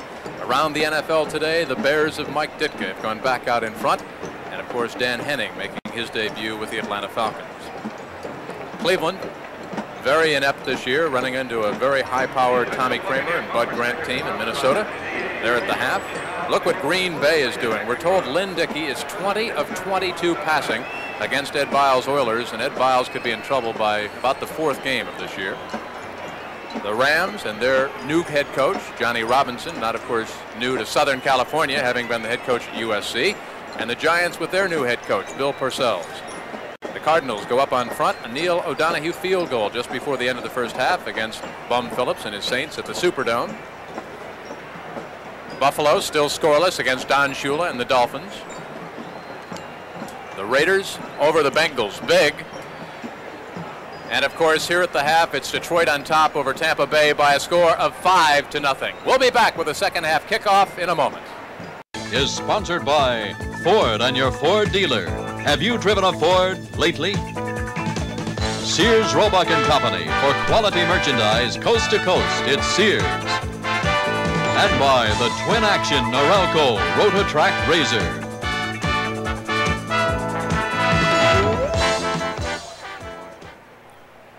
You're looking at Jerry Golsteyn, who earned the starting nod by head coach John McKay. He won the starting quarterbacking chores over Jack Thompson. And there is Eric Hipple, who suffered a bit of a bruise just before the end of the first half intermission. But we are told from the Lions sideline that he will be back. He is 10 of 19 in the passing department. There is the throwing Samoan Jack Thompson. Their stats during the preseason was just about, well, there was virtually no difference. And there is the skyline of Tampa. And I'll tell you this, if you don't have your room reservations for a hotel for Super Bowl 18 by now, I think you can forget about it. It'll be right here at Tampa Stadium. It'll also be right here on CBS Sports. Super Bowl 18, about 20 weeks from now, after 16 grueling games, and then the playoffs. Bill Capice booms it into the end zone. The Lions, with that 5-0 lead, will start 1st and 10 from their own 20-yard line. But let's check a flag. It looks like a flag down at about the 38-yard line on the Lions side of the field. Offside. So if Tampa wants to take the penalty and make Capice kick it again, we'll do it again. Elsewhere around the NFL today, New England and Baltimore now tied up. Interesting game. The Colts led 3-0. Then the Patriots led 13-10. Now the Colts have come back just before the intermission. Frank Cush in his second year in Baltimore and Ron Meyer in his second year at New England. Pittsburgh and Denver. Welcome to the NFL, John Elway. Number 20 kicking team. Penalty and re-kick. And of course, Pittsburgh without Terry Bradshaw, Cliff Stout playing there. A lot of people say Pittsburgh will be back in the playoff hunt. Well, Terry Bradshaw will be back in about 4 weeks. He's only got, what, 4 Super Bowl rings? He's only got 4 and wants 1 for the thumb. Remember a few years ago they were talking about 1 for the thumb. Based on the size of the one you're wearing, I guess Terry has to balance it out. He's got 2 on each hand. 2 on each hand. I don't know where he's going to put the other. Have to have it made into a necklace. What does that little goblet weigh anyway? Capice will boom it out again. Alvin Hall fields at the 3. 15, 25. If he had a block, they had a wall set up on that right side. Neil Colsey, the 9-year veteran out of Ohio State, finally chopped him down. A 25-yard return, and the Lions in that 5-0 lead will break 1st and 10 from their own 27-yard line. There's our score, despite the fact that the stats actually favor Tampa Bay. They outrushed Detroit. They had more time of possession, but the turnover, the safety, and the field goal. It's been defense. Detroit's defense has put a lot of pressure on the quarterback and on Golsteyn, and defensively, Tampa Bay has played well. Eric Hipple hasn't torn him apart. He had decent stats, 10 of 18 for 126 yards, but not overwhelming. The lone setback, Jimmy Jones. James gets the call, looks for a block, doesn't get it, bowls his way up near the 27-yard line, and that time the blocking was pretty well chopped down. Greco and Keith Dorney over on the right side. Andy Hawkins made the hit. And that man number 30 right there, James Jones, the Detroit Lions #1 draft pick out of Florida, an excellent receiver, 68 catches in college. He is 6'2", 236. He can do it all. Problem for Detroit in the first half was running the ball. When you look at statistics for James Jones, 3 of 7, 3 attempts for 7 yards, and Billy Sims carried 6 times for 7 yards. You know they're having a problem running the ball. Billy Sims has never fared well against the Tampa Bay Buccaneers defense. 2 raps against Sims. He doesn't like the hard hit, and he can't hang on to the football. He's been known to cough it up even in college at Oklahoma. That is Leonard Thompson, who slithers forward up near the 39-yard line. That man on your screen right there, Eric Hipple, the man that threw the ball. Mike Washington, the 8-year defensive back out of Alabama, came up to make the hit on that man, Leonard Thompson. Leonard, 9th year out of Oklahoma State, an 8th-round draft pick back in '75. And he's a man that we saw before get hurt in the first half on special teams. He's back. He is tough and can go deep. 7 receptions, 149 yards, the longest for 39 yards and 1 touchdown during the preseason. And there is what he did last year for the Detroit Lions in the strike-marred season. Shotgun formation. Hipple looks at 3rd and 2. Blitz coming from the left side, and the inside handoff to Billy Sims. Convoys around the right side, crosses the 40. First down, Detroit. John Holt out of West Texas State chopped him down. And that was Billy Sims slithering through, getting the first down on his own. It looked like the blitz was coming from the left side. Here he just hands off underneath to Billy Sims. Billy follows his blocking very well. That's number 61, Homer Elias, leading the way. Good block. Sims gets the rest and the first down on his own. You look into the heart of the Detroit huddle right there, and there's what Billy Sims has done so far this afternoon. That last carry. His longest of the afternoon, Jim. Double tight end alignment now for the Lions. Norris and Rubik. Rubik in his second year out of Grand Valley State. Pitch back. Billy Sims up near the 45. Picks up 4 tough yards. Brings up 2nd and 6. Andy Hawkins in there defensively for Tampa Bay. Have to tell you about one player we saw the Lions working out yesterday at practice. James Jones, we said, can do it all. He can run. He can block. He can catch. He can also throw. Haha, that's right. They have that up his sleeve. And fans who are watching in Florida here, and I know a lot are throughout the state, might remember James Jones, that great catch against Miami last year in the end zone, the controversial one that beat Miami 17-14 when he was at Florida. Just shows what kind of athletic ability he has, the ability to catch the ball. And he does that all the time in practice. Puts one hand up, and pulls it in.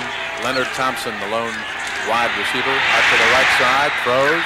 That's the tight end, Rob Rubik. 6'2", 228, good receiver. Cedric Brown, the 7-year veteran out of Kent State, made the tackle. Hipple did a good job getting this off because the defense is all over him. You see the blitz, number 58, Jeff Davis, coming up the middle. He gets off the block. Hipple keeps his composure and completes the pass to Rubik.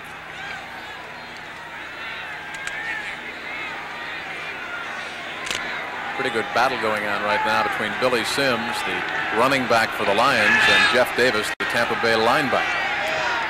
Davis getting his first start, 230-pounder, and he's controlling Billy Sims right now. From the shotgun, 3rd and 3. Leonard Thompson at the 49, but that'll be about a yard shy of first down yardage.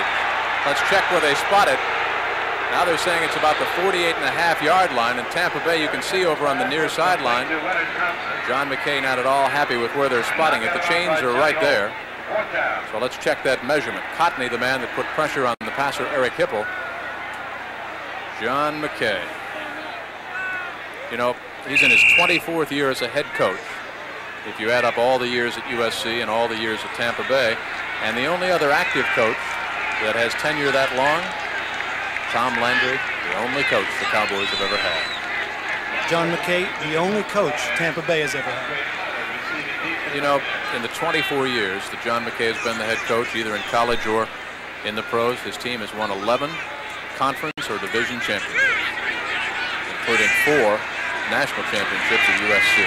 Andre Tyler booms one, and he didn't get all of it there. Looked like he was going to take off, and it kind of stopped at the 22. Michael Black. So when we come back, it'll be Tampa Bay's ball. They've still got that 5-0 deficit and 10:40 left in the 3rd quarter.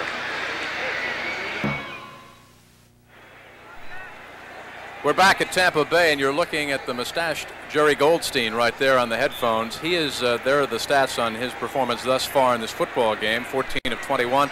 Did not perform that badly. Had some drop balls and receivers perhaps running the errant routes. Replaced by that man, his best friend on the squad, the throwing Samoan, Jack Thompson, who starts the second stanza now for head coach John McKay. Wide receivers left and right at the 23. They tighten up on the near side. One running back is in there now, James Wilder. Jack Thompson will throw on first down. The safety valve. Wilder pulls it down with one hand and maybe got back to the line of scrimmage, but a flag is down at the 15-yard line. Might be a holding call against Tampa Bay. It is.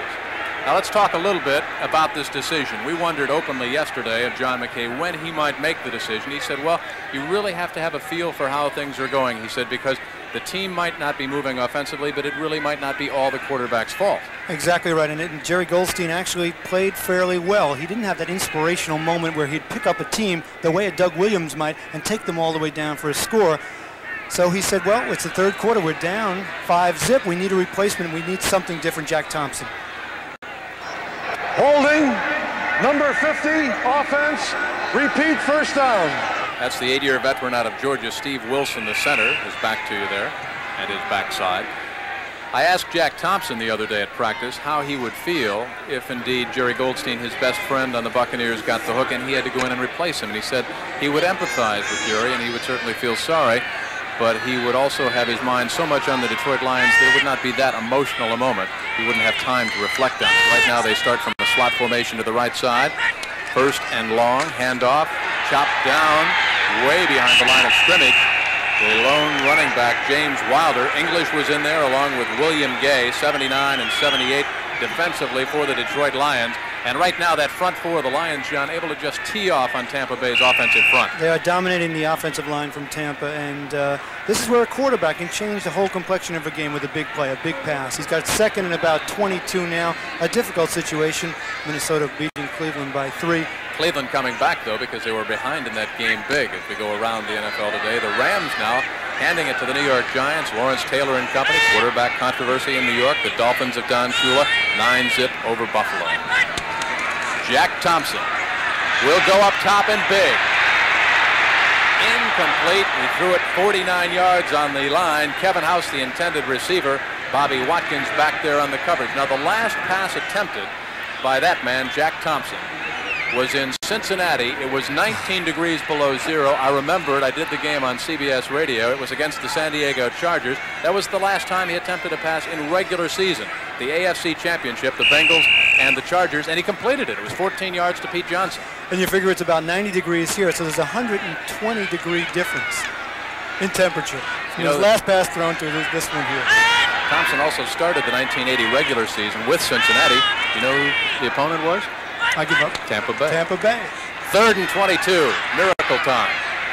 Incomplete, and what a hit at the 30-yard line. Kevin House almost decapitated. And he will be slow getting up. He had his bell rung by Demetrius Johnson, the rookie out of Missouri, who is really playing himself a game. But even though Jack Thompson didn't complete a pass there, he went deep to Kevin House. That has to loosen up the Detroit defense. He's not afraid to throw the ball downfield. Jack Thompson told us himself, he says, I am a competitor. I want to win. Yes, I could have stayed in Cincinnati and collected my paycheck, but I wanted to contribute. I wanted to play. That's why he's here in Tampa Bay. There's what Frank Garcia has done, kicking from the shadow of his own goalpost right now. Line of scrimmage, the 11-yard line. So the Lions, Robbie Martin, who awaits this Garcia kick, should have pretty good field position. He got a beauty of it. He chased Robbie Martin back 15 yards. Maybe to the 38-yard line. Mark Witt. Yes, the Bears coming back after trailing the Falcons 6-0. It is, of course, Dan Henning's debut with Atlanta. And the Cardinals now have fallen behind the New Orleans Saints. An O'Donohue field goal put them ahead 10-7 just before the end of the first half. But Kenny Stabler, what is he, 39 years old now, at the controls for the New Orleans Saints. Next week, many of you will see either the Cardinals playing host to the Dallas Cowboys or the Bears hosting the Tampa Bay Buccaneers. It all starts with the NFL today, right here on CBS. Brent Musburger and the cast back at NFL Control in New York. Slot formation to the left side. Eric Hipple will throw on 1st and 10 from his own 39, and he's got a streaking man down the right side. Thomas has got it. A great one-hand catch at the 26. Ulysses Norris, 5th year out of Georgia, and what a great catch that was with his left hand. What a catch, and if he wasn't 6'4", he probably wouldn't have grabbed it because he just stuck his hand out, landed on his fingertips. This is a nice throw. Hipple throws it up and away so it can't be intercepted by the defense. Look at that catch. Puts his mid out and drags it back in. Take another look at this. Look at that stretch all the way out, pulls it in. Beautiful reception by Ulysses Norris. 35 yards and no stickum. And no stickum. The new stickum rule, you can't use it. Motion to the near side. 1st and 10, Detroit at the 26. Pitch back to Sims behind the blocking of James Jones inside the 25. Cracks it down to the 24. Scott Brantley made the tackle.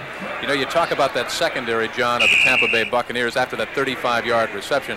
The Bucs secondary has allowed 74 touchdown passes in the last 6 years. That's the fewest in the NFL. So you can get down, they'll bend a little bit, but they don't break.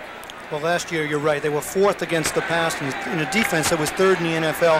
They are a good defensive team, but you get a sense that Hipple wants to open it up a little bit. Sims now, 9 carries, 19 yards for the Detroit Lions. Motion from the wide receiver from the near side. That's Mark Nichols. Fake to Jones. Sims cracks over down to the 20. Keeps on churning with the knees. Scott Brantley made the tackle. That's the 10th carry for Billy Sims. And we already told you that Billy Sims has over 14 100-yard games in his 3 years in the National Football League. That man in his 4th year out of Oklahoma. But Billy Sims has never rushed for more than 76 yards against Tampa Bay. As you look at the 6-year head coach of the Detroit Lions, Monty Clark, former Cleveland Brown, former San Francisco 49er, and former Dallas Cowboy. John Elway, 1 out of 8 in that game, has been benched, but not because he was 1 out of 8. He's got a bruised elbow. Steve DeBerg has taken over and is now quarterbacking the Denver Broncos. We've got 7:49 left to go in this 3rd quarter. The Lions' lead remains 5. Detroit is driving. Next Sunday, the New York Giants face the Atlanta Falcons, and the Dallas Cowboys meet the St. Louis Cardinals, plus other regional action, all starting with the NFL today on the home of the Super Bowl, CBS Sports. In his 4th year out of Florida, that man, number 52, Scott Brantley, has played some kind of a football game, had his bell rung. He has 11 solo tackles so far, and he's going off under his own power. Hopefully for Tampa Bay, he'll come back in. The Bucs on the road next week in Chicago. Dallas will be in St. Louis. My pick for the Super Bowl, the Dallas Cowboys. I know what you're saying. They keep losing in the championship game. Not this year. Way to go out on a limb. That's a bold pick. Hipple, right corner of the end zone. 2 deep. Looking for Jeff Chadwick, the rookie out of Grand Valley State. 2 deep. What would the winter book be in the Cowboys? 7-5, 2-1. That's a great selection. Well, they've been getting knocked off in the championship game each year, so I'm saying this year they're going to go all the way. Holding against the Detroit Lions will back them up.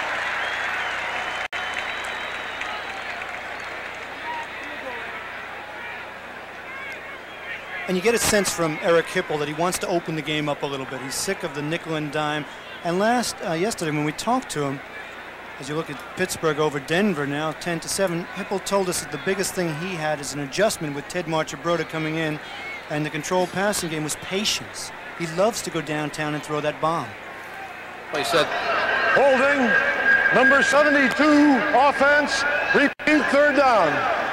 Said one of the things that he's striving for, Eric Hipple, is that he wants to be a more consistent quarterback. He's always been known as a big play kind of a guy, and he is trying to try to discipline himself to take what the defense will give you. But actually, John, as you said, it fights his natural instinct. He likes to go downtown quick. From the shotgun, it's 3rd and 15. Slot to the left side. Hipple. Bucs are coming. Post pattern over the middle, incomplete. And there must have been some confusion there because the ball was thrown very deep looking for Jeff Chadwick. And we'll see Eddie Murray again. Now Murray has a field goal from 29 yards out. The line of scrimmage here will be the 31. If you look at a concerned John McKay right now, because if this field goal is good, it puts the Bucs beyond a touchdown. It's a 5-0 Detroit advantage right now. And as we watched Murray at practice the other day, he was hitting them consistently from 55, 60 yards out. He's got a cannon for a right foot. 11 of 12 in the field goal department last year. Perfect in preseason. And perfect here this afternoon. Out of the hold of Eric Hipple, Murray has rifled one through from 48 yards out, and the Detroit Lions continue to lead Tampa Bay. It's been a safety for Detroit. Then a 21-yard field goal, another from 48. Detroit leads now 8-0. And what a match last year, McEnroe and Connors. I love to watch McEnroe. He's so fiery, flamboyant, a competitor. Anything's liable to happen with McEnroe playing. Connors isn't exactly quiet and sedate. Yeah, but he's matured a little bit and mellowed in his old age. Bobbled by Michael Morton, who better cover that football. In the grasp of a host of Lions in the vicinity of the Tampa Bay 7-yard line. First to get down there, Danny Wagner, 2nd year out of Kansas.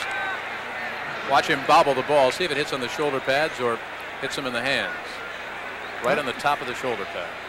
That is a lesson in a way not to catch a kickoff. Don't take it off your left shoulder pad, but if you do and you drop it, you better get it in a hurry because the crowd is coming.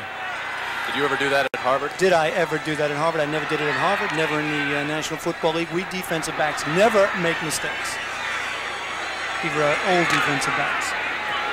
The word on number 52, Scott Brantley, heat cramps, uncertain whether or not he'll return. Jack Thompson, the throw-in Samoan, remains the quarterback now, out of Washington State. Not much doing there around the right side. Michael Morton in his second year out of Nevada, Las Vegas, a 12th round pick in '82. Fantetti, the middle linebacker for the Lions. Very solid linebacker in the middle there. 5th year out of Wyoming. And you sense John McKay is trying to make some kind of changes to make something happen. He puts Jack Thompson in for Golsteyn. You see Michael Morton in there, the quick little scat back at 5'8" and 180.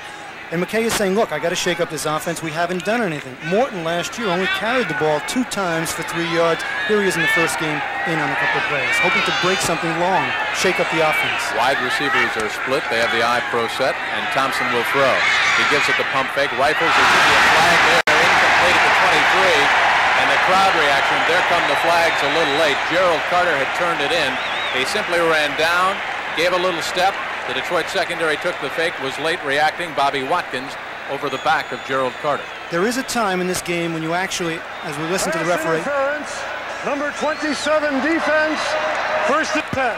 When you actually play the receiver too well. He had good position. He kept the cushion as we watch it from the end zone. Bobby Watkins, number 27, did. Carter turns, doesn't come back, and Watkins just gets there too early and can't do anything about it. That's a big first down for Tampa Bay because they've been backed up at their own 7-yard line. Now they've got some room to breathe. It's now the 24. 1st and 10 Tampa. They're on the short end, 8-0. Little reverse inside, sealed off quickly by the Lions up near the 26. Michael Morton got the call. Kind of a scat back. He's only 5'8" and 180, so he's not going to overrun anybody. Mike Dawson, the 8-year veteran out of Arizona, 73 in there defensively for Detroit. And with 6 minutes left in the 3rd quarter, as you look at Michael Morton going back to the huddle, you have to wonder if fans here in Florida and the ones in Detroit are wondering what it would be like if Doug Williams were playing quarterback. Doug Williams used to beat Detroit left and right, throw touchdowns on his back. He was the big play guy, has done so much. He was the franchise here in Tampa Bay. He's gone now. I wonder if John McKay wouldn't like to have him back at this moment. You saw Michael Morton leave. He was a wrestler in high school. He also ran track. Lions are way offside. Free play for the Bucs, but Gordon McCarter blew the whistle. William Gay got the jump out of the starting gate quickly, and that'll cost the Lions 5 more.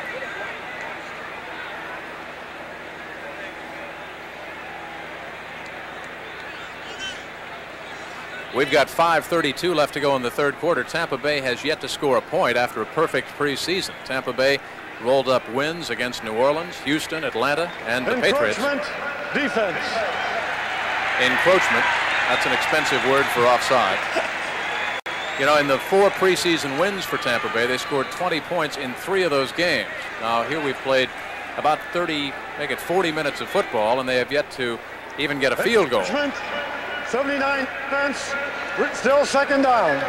And Jim, against New England against New England last week, they scored 41 points and looked awesome. You know, it's interesting, Jim, the last time Tampa Bay was shut out was at Chicago in 1980 when the Bears beat them 23-0. And the Bucs play the Bears next week. And many of you will see that game. All right, let's go around the NFL today and see what's going on as we check that scoreboard now. The Bears, who will play host to Tampa Bay, leading by 4. Vikings big against Cleveland. Green Bay, no contest against Houston. Ed Biles really has got some problems down there. Archie Manning, the quarterback, Earl Campbell, the fullback, but beyond that. And here come the New Orleans Saints. Started slow, trailed 7-0. But now have an 11-point lead at home with Kenny Stabler. 1st and 10 for Tampa Bay from the 35-yard line. Jack Thompson, look out. William Gay, 6 years out of USC. That's the 3rd sack. And he played tight end in college. So quick, so big. I mean, those awesome defensive ends. You know, people talk about why you play the 4-3. The reason you play the 4-3 is if you have athletes that are big and fast and strong, like number 79, coming from the right side of your picture, running down Jack Thompson. Guys like that who can make the big play. Here he is again. Watch him beating. That's number 74, Gene Sanders. Can't handle him. Gay comes around. Thompson can't get away. The sack. It's been Detroit defense all afternoon. The major factor in this game has been the Detroit defense, and their line has been spectacular. Out of Herbert Hoover High in San Diego. 79, William Gay. Thompson will throw for it on 2nd and 16, but he cannot. William Gay again. Helped out by number 73, Mike Dawson. They're booing Jack Thompson for not throwing the football, but they ought to get on that offensive line of the Bucs right now, because the Detroit right side, watch the pressure from that right side. That's Giorgiano, number 68, trying to block Gay. Gay just says, get out of my way. I got to make another sack, and he does. Originally drafted, that man, by the Denver Broncos as a tight end. The Raiders of Al Davis, the Bengals, finally get on the scoreboard, but they're still down by 14 points at home. Patriots clinging now to the 3-point lead. A John Smith field goal puts them back on top by 3. Franco Harris has rambled for a touchdown for the Steelers, and Pittsburgh leads John Elway and the Denver Broncos. Elway out to Berg in because of an injury. Swings it to the right sideline. That's Jimmy Wilder, who maybe got back to the 32 or the 33-yard line. They're only about 14 yards shy of first down yardage. Bruce McNorton came up. This is a time when you have an offense that is sputtering. You're losing 8-0. You need big play players. Guys like Jimmy Giles, who is just back, not that effective after a holdout. Here, Wilder makes a nice play, but can't get enough yardage. Too much pursuit by the Detroit defense. But big play players like the Giles, like the Doug Williams, like the Kevin House have to come into action if Tampa Bay is going to come back in this game. And you saw the pressure by 63, the defensive tackle out of UCLA, Martin Moss. You're looking now as if you're the punt return team of the Lions. Frank Garcia will kick it away to Robbie Martin. His last one was a 58-yard kick. Robbie Martin signals for the fair catch at the 25. So the Lions enjoy that 8-point lead. They've got the football. And right now, defensively, they've got the Tampa Bay number. A 45-yard kick. Hipple and company start from their own 25, and the Lions lead the Bucs by 8. The swashbucklers of Tampa Bay. Right now, trying to get the fans stirred up. Less than a sellout here at Tampa Bay Stadium. They went 4-0, the Bucs did, in preseason, and they have yet to put a point on the board in their season debut. They'll travel to Chicago next week. Meanwhile, the Lions will be playing host to the Cleveland Browns. Bootleg, Hipple, overthrows and intercepted by Tampa Bay. Cedric Brown out of Kent State, inside the 30, down at the 27-yard line. Hipple overthrew Norris, who was wide open at the 30-yard line, and Cedric Brown came up with the INT.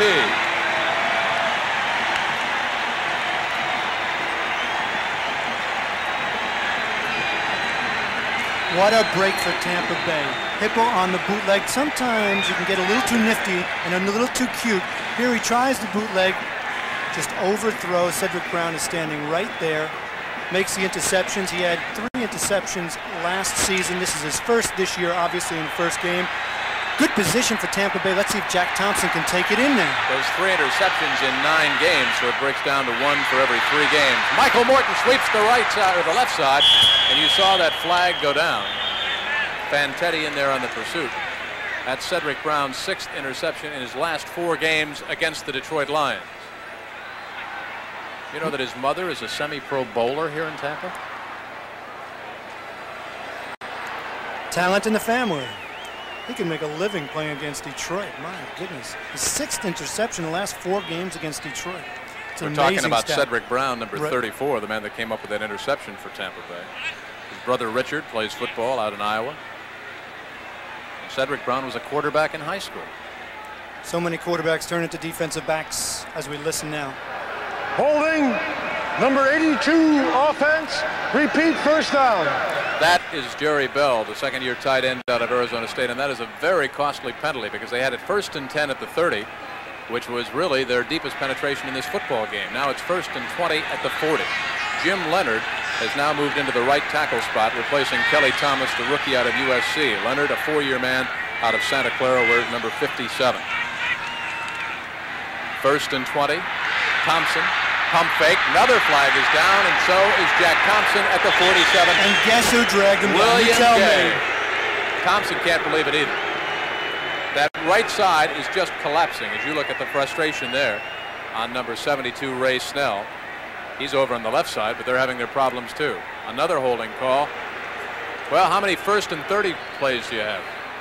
And Snell, I mean, Doug English talked about him yesterday, 4th man out of Wisconsin. A good offensive tackle, nifty, good footwork. He was a number 1 draft choice in 1980, so you know that the Bucs were high on him, having his problems. Holding, number 62, offense, declined, 2nd down. Number 62, Sean Farrell, another #1 draft choice in 1982. He's having his problems there. Second-year man out of Penn State. Speaking of Penn State, 44-6. I know you're a big Nittany Lion fan.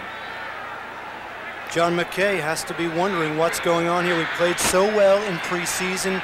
I was high on my offensive line, yet we're getting run out of the stadium this afternoon. 2nd and 26. Pressure again underneath. And there's a great grab down at the 37-yard line by Gerald Carter out of Texas A&M. The ball was actually thrown behind him. He showed great concentration and great poise, too, by Jack Thompson, because William Gay, English were in on him. Lots of pressure once again. And good arm strength by Jack Thompson. Good quick. Watch Gay coming to the right side of your screen here. Okay, that's number 68, George Yarno. Everybody's been trying to block him here. Watch Thompson now. He's in the grasp. And guess who that is? Number 78, Doug English, putting pressure up the middle. Still Thompson completes it. Wide receivers left and right. 3rd and 17 for the throwing Samoan. Out of Washington State, Jack Thompson. He's got to go downtown, goes sideline right, overthrows the intended receiver, Theo Bell. Still wouldn't have been a first down, and we've got a flag in the backfield. There's a couple of 62s are mixing it up down there. Sean Farrell, the second-year man out of Penn State that Doc was talking about, and Curtis Green, the third-year defensive lineman out of Alabama State. And this one looks like it'll go against Detroit.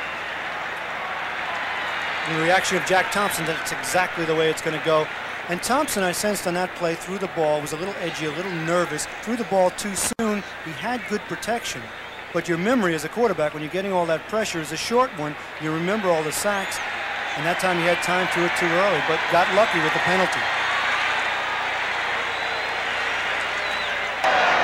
Personal foul, unnecessary roughness, number 62 defense, automatic first down.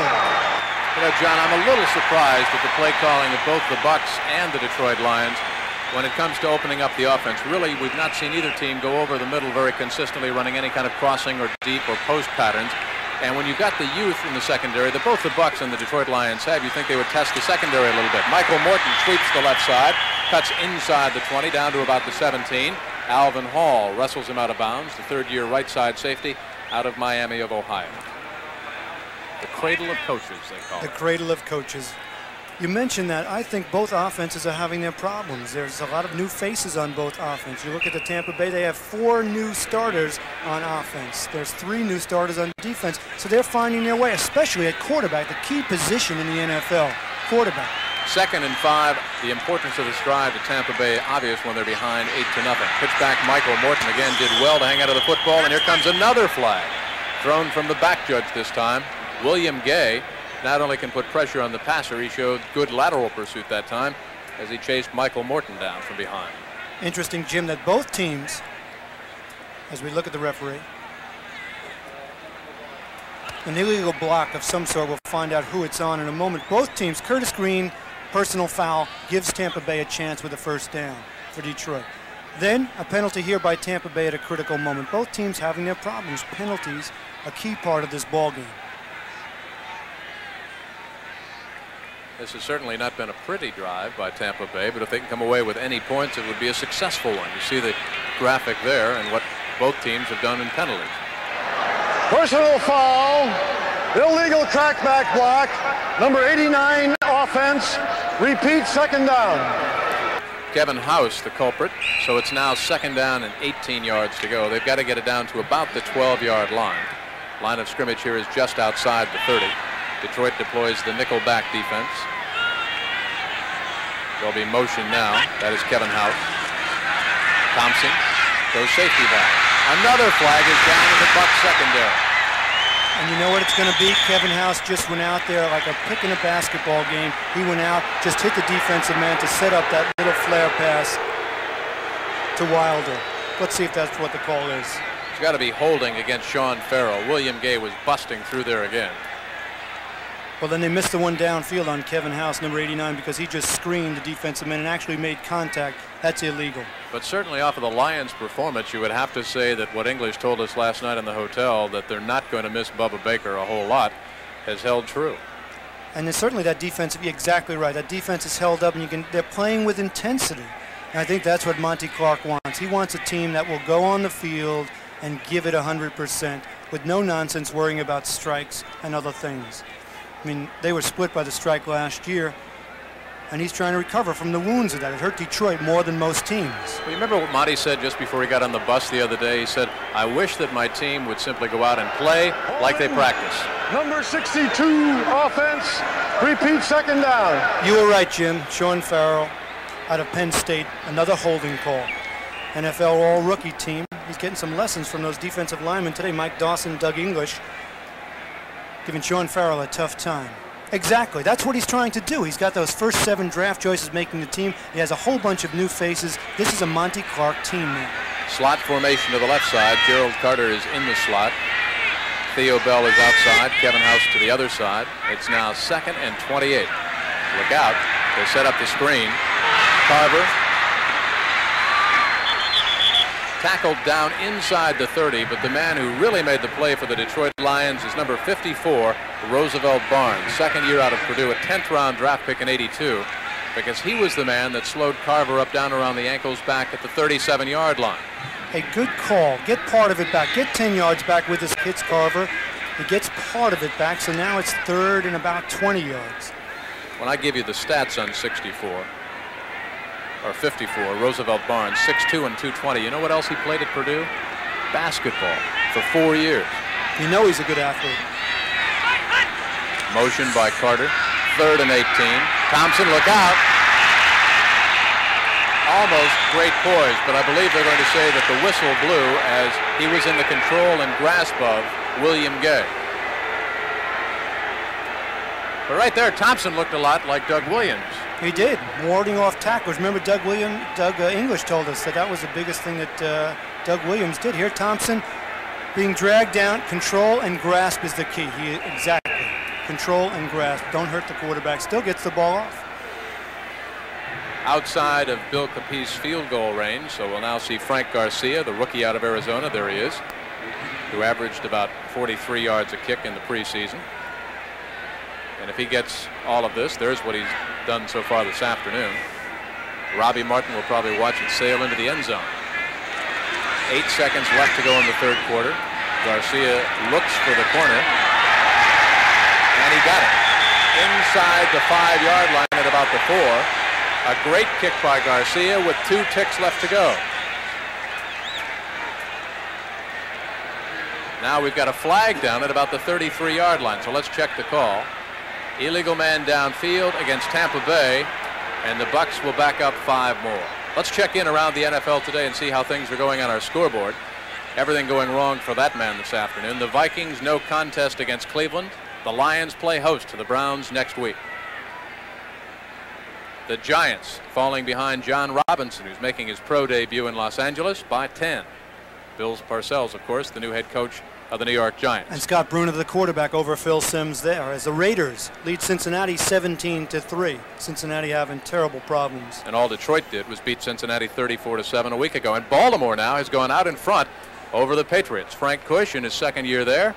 It was 3-0 Colts. Then it was 13-3 in favor of New England. Then it was 13-all. Then it was 16-13 Patriots. And now the Colts lead New England by 4. Get the idea, whoever gets the ball last in that game as they are playing up at Foxborough. 2 seconds left to go. Watch Garcia the last time he put it out of bounds at about the 4.5. He'll go for the same corner again. And he missed it this time as it sails on into the end zone. So the Detroit Lions will lead 8-0 after 45 minutes of football. You look, the Bears come back against Atlanta. We've got an 8-0 game here. The Lions on top over Tampa Bay. That's the end of the 3rd quarter with a score: Detroit 8, Tampa Bay 0. Now a word from your local station. Is sponsored by Miller High Life. Welcome to Miller Time. Valvoline. Valvoline is everything you need in a motor oil. And by Delta Faucet. When they're on, they're on. When they're off, they're off.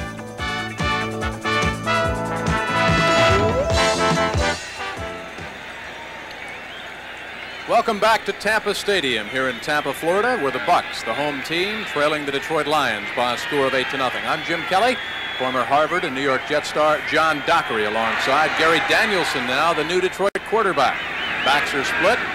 Quick pass, got the wide receiver, Leonard Thompson. He's got the first down, breaks it at the 35, up to the 40, to the 45, across the 45, down to the 47-yard line. They pick up 27 yards. Danielson to Leonard Thompson. First down, Detroit. Cedric Brown on the tackle. Danielson picking up where he left off last week in that great game against Cincinnati. 3 touchdowns. And as we look at that third quarter stats, Tampa Bay had the ball for 24 and almost 25 minutes. Still they're trailing here, Jim, 8-0. And 4 more first downs than the Lions. But the Lions have the lead on the scoreboard, and that's what goes into the record book. 8-0. They lead total yards 195 to 154, but it's really been some turnovers and inconsistency on offense that has plagued Tampa Bay. They've had some opportunity. How about a good, solid Detroit defensive effort as well? Larry Lee is in there now, the left guard spot for the Lions. Danielson will throw again. This time he's got Mark Nichols. Nichols gets inside Tampa Bay territory down at about the 48-yard line. Johnny Holt out of West Texas State came up to tackle that man. Nichols helped out by Jeff Davis. That offensive line now for the Detroit Lions, Larry Lee, the left guard. Amos Fowler is the center. He's the 6-year veteran out of Southern Mississippi. Don Greco, the right guard. Keith Dorney out of Penn State, 5 years. Boy, he's a good one. Norris is the tight end, replacing the departed and disturbed David Hill. Kind of a disruptive influence for Detroit. Monty Clark, happy to see him. Bubba Baker and especially Stan White vacate the premises. Pitch back, Billy Sims slithers down to the 40. Leroy Selman, the first draft pick of Tampa Bay. And to emphasize again, in case any of the viewers joined us late, to pick up on some of those disruptive influences in Detroit, particularly Stan White, who was so active in the strike last year, the player rep of the Lions. Monty Clark said he was never, ever so happy to see a player leave as Stan White, and he said, you can quote me. A much happier. Take a look at Leroy Selman, perennial All-Pro. Sims now 11 carries, 29 yards. 12:50 and counting. Fourth quarter, Lions lead 8-0. Motion by the tight end. Billy Sims behind James Jones. Tries to get to the corner, down near the 37. Jeff Davis out of Clemson. And you just saw Leroy Selman on your screen. Leroy Selman, Hugh Green, as you watch Billy Sims go back to the huddle, they've been playing a good game, holding up, as they've done for years here in Tampa Bay. But somewhere along the line, you have to get a lift for your offense. You can't be on the field all afternoon and be expected to perform. I mean, you just get tired of it. You say, what about the rest of this team? And that's been the feeling down here in Tampa Bay with Doug Williams gone, that everyone would have to take their share of the responsibility, even more of their share of the responsibility, and not look to their quarterback for the big play to win games. Second down and 8. Lions have that 8-0 lead. They've got the football. Danielson finds Billy Sims. Sims looks for a blocker. Gets down maybe to the 36-yard line, and another flag from across the way. John Cannon, second year out of William & Mary, came over there to chop down Billy Sims. And it's interesting that Gary Danielson is in the game and Eric Hipple is out. I wonder if Monty Clark didn't yank Hipple because he threw that interception on the bootleg right to Cedric Brown, overthrowing his tight end. Danielson is in. He's picked up the pace, threw 2 passes right away to Leonard. He's working on John Holt, number 21. Illegal formation, offense. There is Eric Hipple, so you can see he does not apparently have an injury. Up and walking around, and there's his replacement, Gary Danielson. Veteran out of Purdue, a free agent, now in his 7th year. Atlanta, head coach Dan Henning's debut, back on top over the Bears. Chicago plays host to Tampa Bay next week. And New Orleans, up by 11 against St. Louis. They're in the fourth quarter at the Superdome. And Jim, you know, as we look at Dallas at St. Louis next week, Tampa Bay will go to Chicago. Those games, some of you viewers will be seeing those Illegal games. formation, one eligible receiver, covered another on the line of scrimmage. Penalty accepted, repeat second down. So it'll be second down and 13. You mentioned quarterbacks. Danielson in there now, Hipple, and Monty Clark was so definite yesterday when we talked to him that Eric Hipple was our quarterback. Now we see Gary Danielson in the game. And word from the Lions sideline, there is nothing wrong with Eric Hipple. There's nothing wrong with that pass from Gary Danielson to Norris, the tight end. That was thrown on a string down to the 35-yard line. They'll still need about 4 or 5 yards for first down yardage. But Danielson comes in with a hot hand. Nothing wrong with Ulysses Norris's catch, too. Remember, he made that great catch earlier, the one hand long down the field. Here, Danielson delivers it with authority. Look at those hands, glue fingers, juggles it a little bit, makes the catch. And you saw the good pass protection afforded Gary Danielson by that offensive front. Homer Elias is back in there now at the left guard. Amos Fowler, Don Greco. No pressure at all on Danielson, who looks at third and a long 4. From the shotgun now. Slot formation to the left side. Fires over the middle. First down, Detroit at the 28 of Tampa Bay, the rookie, Jeff Chadwick. Mark Cotney came up, but there's nothing you can do on that kind of a pattern. John, you know that so well, having played defensive back.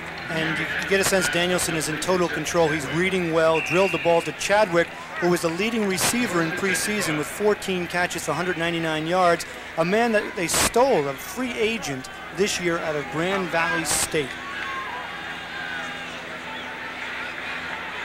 Gary Danielson, 4 of 5 for 49 yards, has control of the offense now as he calls a timeout. I guess he wants to check something with Monty Clark along the sidelines. A little confusion. Sees something in that Tampa Bay defense that he didn't like, so the line of scrimmage is the 27-yard line of Tampa Bay. It'll be 1st and 10 Detroit when we come back. The Lions leading the Bucs by a score of 8-0. Tonight on CBS, it all starts with the award-winning 60 Minutes, followed by Alice, One Day at a Time, The Jeffersons, Beantown, a new situation comedy with Mariette Hartley and Bill Bixby, and Johnny Blue. It's all after football and U.S. Open tennis, which follows our game here on CBS Sports. Gary Danielson now the quarterback, replacing Eric Hipple, and we talked about, quarterback situations, both sides of this. There's Jack Thompson, there's Golsteyn on one side. Monty Clark wanting to get away from that 2-quarterback controversy, the Hipple to Danielson situation. And in the past, around the league, when you've seen those 2-quarterback situations, I think you've seen problems. Remember Richard Todd and Matt Robinson back in the 70s, late 70s with the Jets, ripped that team apart with factions going for Robinson, with factions going for Todd. Same thing here. Some people wanting Danielson, some people wanting Hipple. Finally, Monty Clark told us, I've decided. John McKay, similar problem. Who do I start? Golsteyn, who had a wonderful preseason, the last 2 preseasons, or the guy I gave up a #1 draft choice for to Cincinnati, Jack Thompson. Doug Williams is gone. I think those kinds of things, if you don't make a decision and go with one man, I think you'll have problems. Back in the early 70s, I remember Bradshaw, Terry Hanratty. I was on that team. Bradshaw coming into his own, yet Hanratty would run the team better. Caused a lot of problems before Bradshaw finally took over. 1st and 10 from the 27 for Gary Danielson. Motion by Nichols to the near side. Jones and Sims are the backs, and a whistle before the snap thrown from the back judge. So this one will come back, and we'll check the call from referee Gordon McCarter. False start, number 67, offense. So it'll be 1st and 15. That's Don Greco on that play. You know, you talk about Gary Danielson, kind of a relief pitcher for the Detroit Lions right now, having the starter's job wrested away. He worked in a sheet metal plant when the Lions signed him back in 1976 as a free agent. He, of course, had been a hometown favorite for our friends back in the Detroit area since he led Dearborn Divine Child High School to the 1968 Michigan State Championship. He also works as a sportscaster in Detroit, John. And a little bit of trivia. We played together in the World Football League with the Charlotte Hornets way back in 1974. I'm not sure Gary would want to remember that. Slot formation to the Neither right do side. I. You get paid for that game? I'm still waiting for my paycheck. Complete to the back. Mark Nichols fumbled after the tackle, but it was a loose football. He was not down. It's at the 27-yard line, so they lost about 3 on the fumble. Hugh Green, the man that made the tackle. Gary Danielson here, ground level. Take a look at it. He's reading both sides, finds Nichols over the middle, drills the ball to him. Nichols coughs it up after he's hit, carrying the ball way out again. He had problems earlier. And watch number 72, Chris Dietrich, comes up with the ball.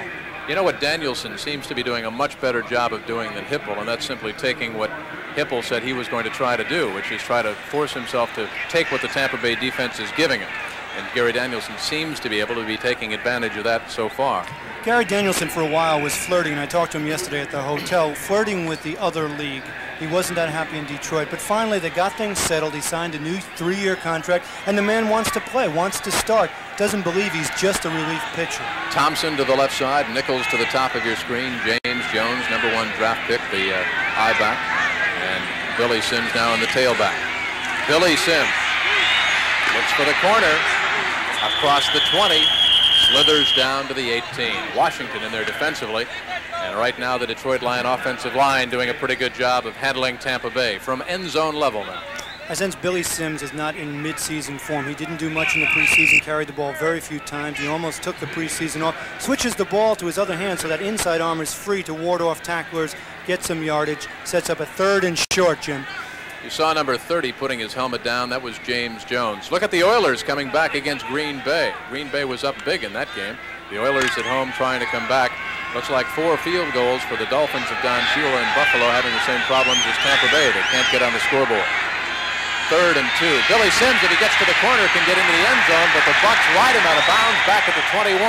Johnny Holt, that's good explosive speed for the West Texas State star. A 4th-round pick back in '81, helped out by Mark Cotney, but it was Holt who strung that play out. It is so tough to get around the end in the NFL, especially with the speed of the defensive backs. All those guys will run under 10 seconds in a 100-yard dash, 4 4s, 4 5s. I mean, even Billy Sims, who does not have blazing speed, he's more of an off-tackle slashing type of runner. Tough to get outside. Line of scrimmage, the 20-yard line of Tampa Bay. Eric Hipple will hold at the 28, tack on the 10 of the end zone. A 38-yard field goal try for Eddie Murray. Snap, spot, kick, hits the upright, and caroms on through. When things are going right, not much you can do. The Bucs can't believe it as they walk discouragingly off the field. It hit the upright and caromed on through. Take another look and watch it hit the upright to Eddie Murray's right, and then it just goes on through. Watch Murray's reaction. It looks like it's going to go over the bar, but it doesn't. Hits about 1.5 feet down. There's the carom. Yes, it's good. 8-ball side pocket. Is Murray happy? He'll take it. Perfect in preseason, perfect today. Gets a little break, and he's still perfect. We've got 8:57 left to go in this football game. Detroit has 2 field goals and a safety, and right now they lead Tampa Bay 11-0. Welcome back to Tampa Stadium. Tampa Bay trailing by 11-0. 3 Eddie Murray field goals and 1 safety early in the first quarter, accounting for all the scoring in this football game. Eddie Murray will tee it from the 35, and you can forget about any return. Michael Morton as he chases it down out of the end zone. He only kicked that one 65, 75 yards in the air. And the Bucs now looking at 1st and 10 from their own 20, but there's a flag down at the 13-yard line. As tempers begin to flail away late in a football game, certainly the frustration of Tampa Bay should be extremely evident. They go 4-0 in preseason, the only team in the NFL to do so. First time in their history they went 4-0. And in 3 of those wins, they scored 20 points or more. Here this afternoon against the Lions, who were 2-2 in the preseason, with victories over Kansas City and Cincinnati and losses to Philadelphia and Buffalo. They've been unable to score at all.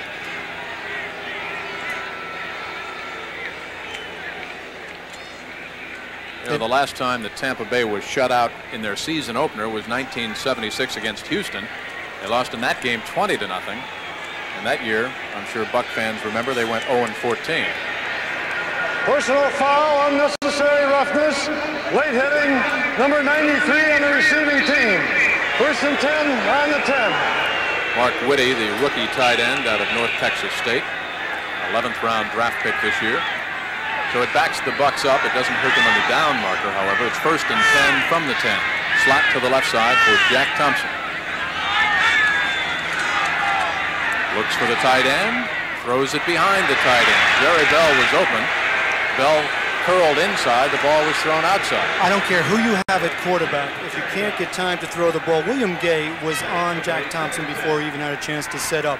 There was an in-tackle game with Dawson and English slanting in the middle. Gay came from the outside. There's no one on the Buck offensive line that can seem to handle Gay, and that gives Jack Thompson absolutely no time, no matter who the quarterback is. Sure, if you have a Doug Williams and he can ward off a defensive line in a scramble for the big play, maybe.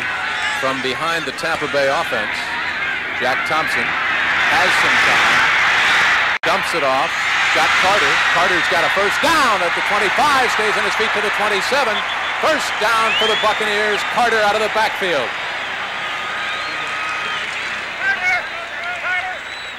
Carter limping off the field, but what pressure on Jack Thompson.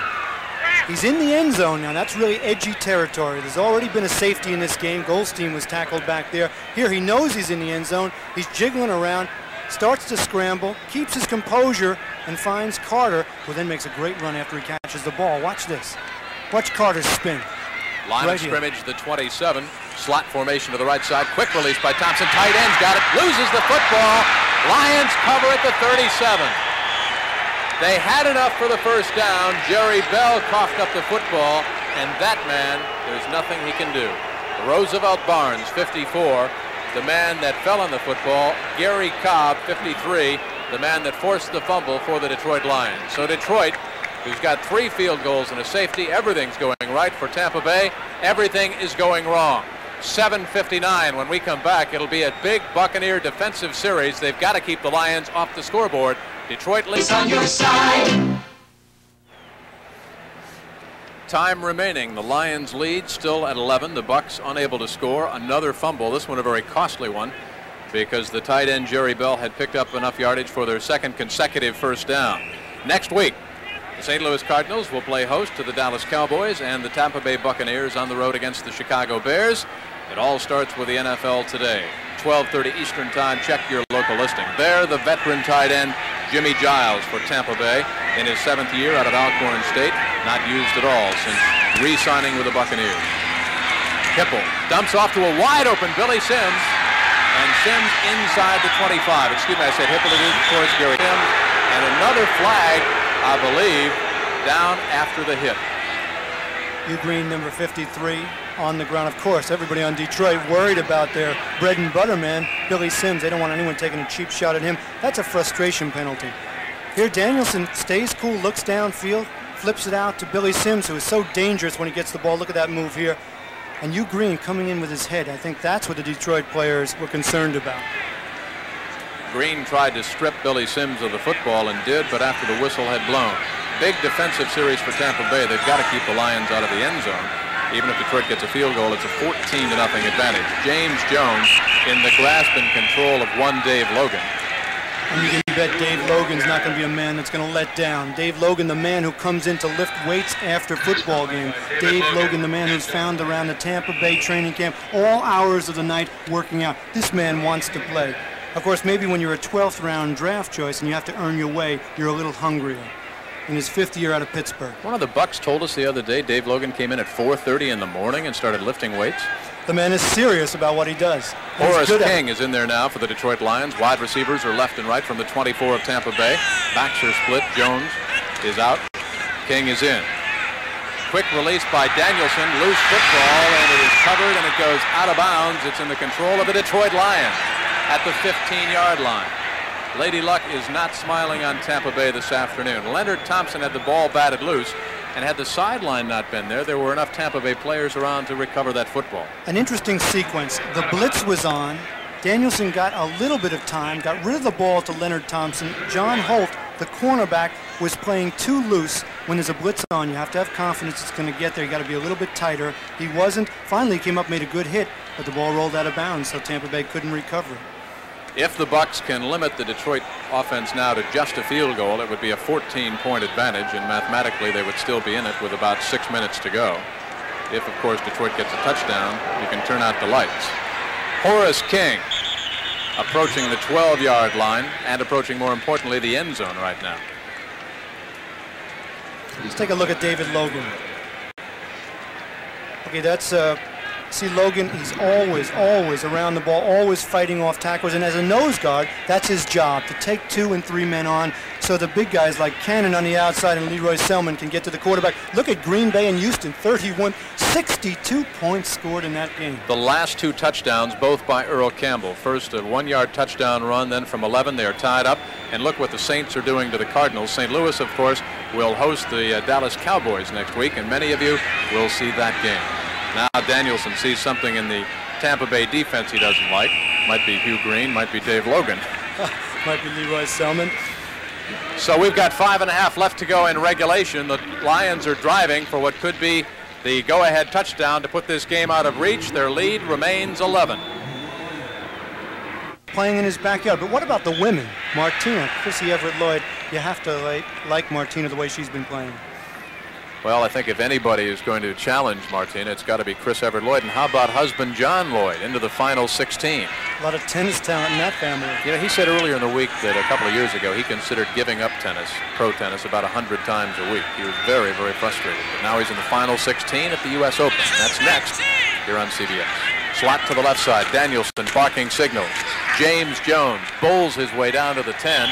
It'll bring up second down and a long 9. Jeff Davis out of Clemson in there on the tackle.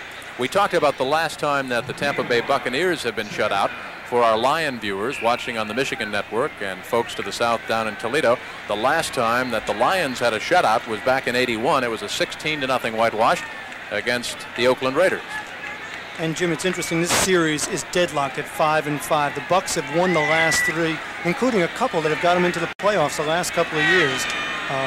1981, it was at Pontiac, 20-17. 1982, 23-21, second to last game.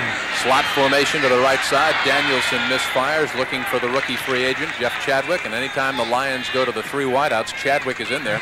They are very high on him. Thomas Morris, the second-year cornerback out of Michigan State, back there on defense. Interesting third down situation. Yes, you would like to get a touchdown to put you up 18-zip, but you don't want to throw an interception or cause a problem. You have your field goal kicker who has been perfect. That would put you ahead 14-0. So Danielson here, I think he'll try to put it into the end zone, but be very careful where he throws it. Eddie Murray, 29, 48, and 38 yards on the field goals.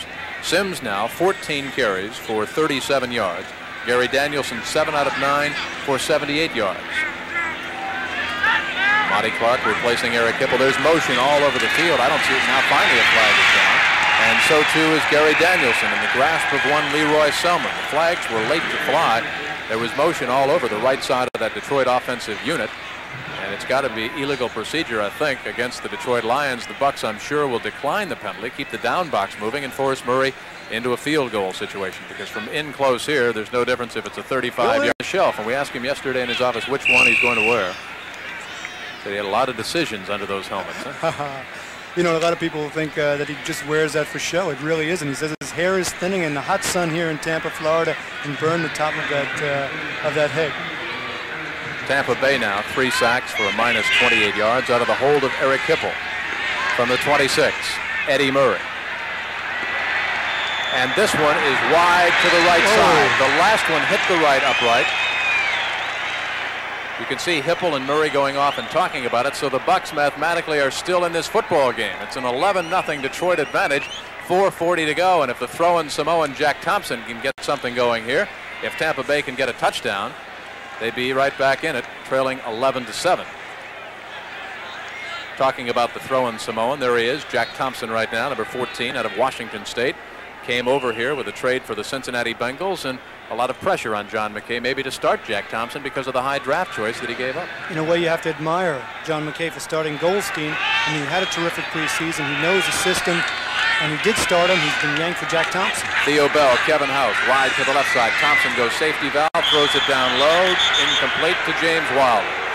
There comes a time in a ball game where your quarterback has to say, it is now time for me to take over, throw the ball upfield. I need those 15-yard turn-ins. I need those corner patterns for 25-yard passes. I'm down 11-zip. I need 2 touchdowns. We got 4.5 minutes left. Jack Thompson has to do that. He did it at Cincinnati one year. You remember that super year he had in 1980 when he completed for passes for 1,324 yards. So he has the capabilities.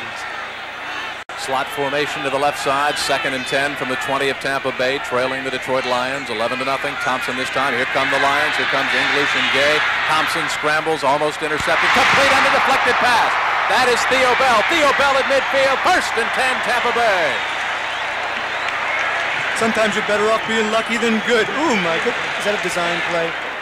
Take a look at it from the end zone. Jack Thompson. There's pressure. He knows there's going to be pressure. What do you do to neutralize it? You scramble a little bit. Well, what he does, here's a quick hurry-up offense. 1st and 10 from the midfield stripe. Slot formation. Lions jumped off sides. Now they jump back. Thompson will audibilize. Looks to the sideline. Far sideline. Throws. Intercepted by Detroit at the 38-yard line. Al Latimer, free agent out of Clemson. 1st and 10, Detroit. That was a timing play. Jack Thompson threw it where the receiver was supposed to be. The receiver did not make the break. The ball was thrown. Latimer, like a good defensive back has to do, was reading the quarterback. He ran the pattern. Where a defensive back actually becomes the receiver. Great play by Latimer, keeping the receiver and the quarterback in view. Breaks on the ball, makes the interception. Look at that. Well, he was throwing, as you saw, into double coverage, number 1. The ball was way behind the intended receiver, number 2. And number 3, when you've got the ball at midfield, why not take a timeout with 4 minutes left to go and give your team a chance to gain composure? That decision had to be made by that man, John McKay. You allowed Thompson into the hurry-up offense. Result, mistake, turnover, Detroit. 1st and 10 from their own 37. They lead 11-0, and they're on the verge of their first shutout since 1981 against the Oakland Raiders. James Jones, the rookie out of Florida, tackled by Hugh Green. Short pickup, but Detroit, of course, working on that clock. You see the clock running down, but Jim, there's another side to that coin, okay? If you're a quarterback and you finally get a break and you get a little feeling of momentum and enthusiasm, you might want to keep it going. Get up to the line, try to get another play. As you look at Tampa Bay, they're disgusted. They felt coming in after that great preseason that they had a legitimate shot at going to the playoffs. On the other side, Detroit, unsure of whether they'd be good, fair, or terrible.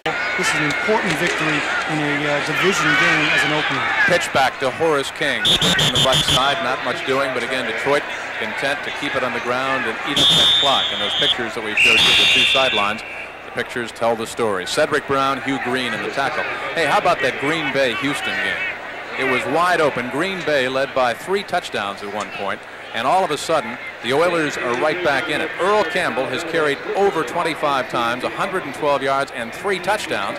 On the other side of things, Lynn Dickey has thrown 5 touchdown passes, and the score is now Green Bay 38, Houston 31, and there's still 3:13 left to go in that football game.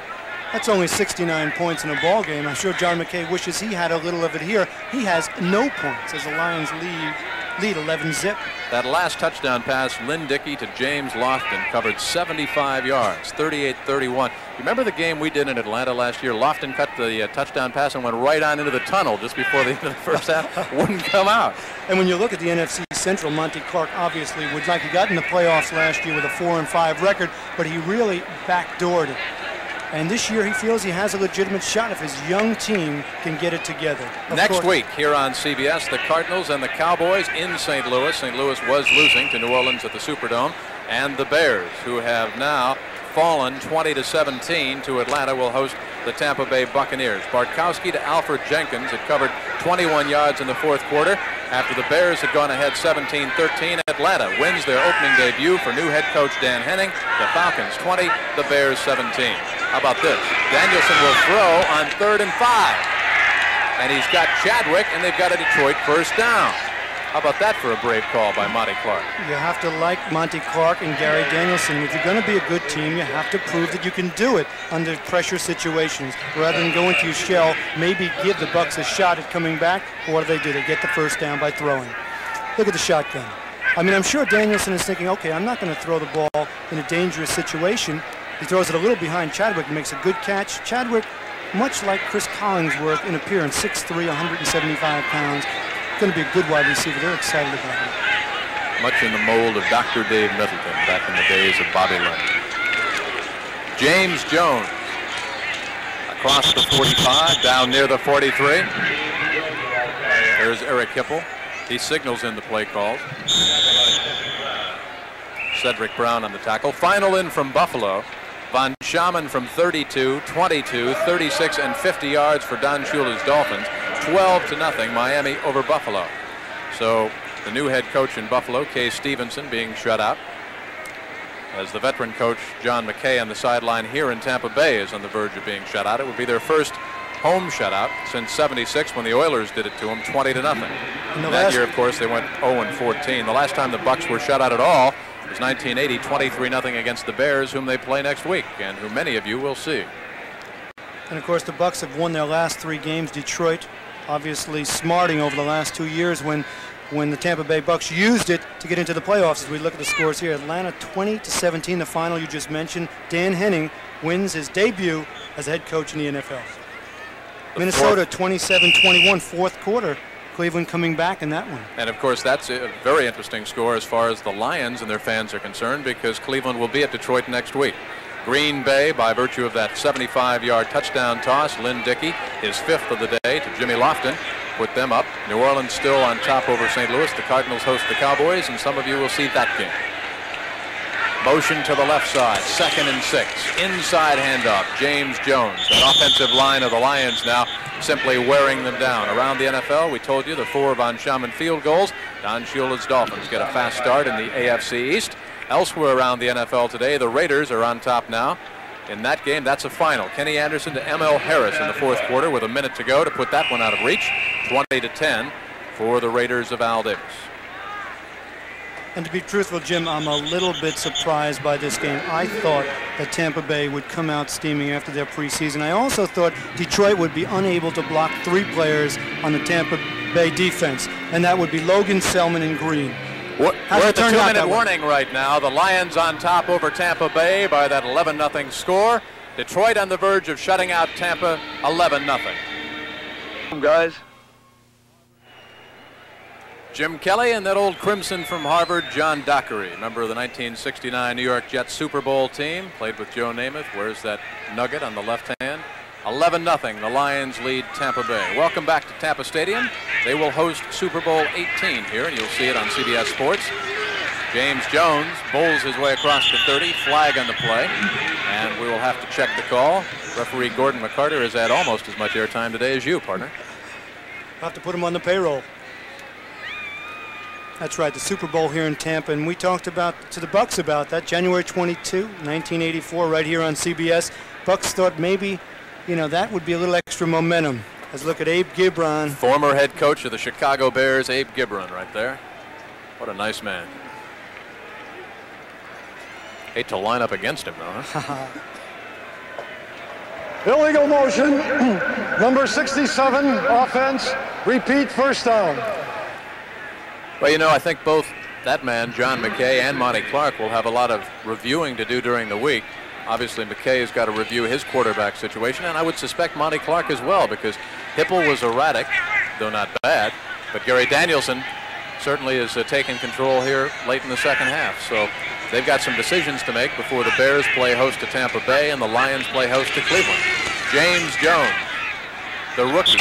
Let's check the stats.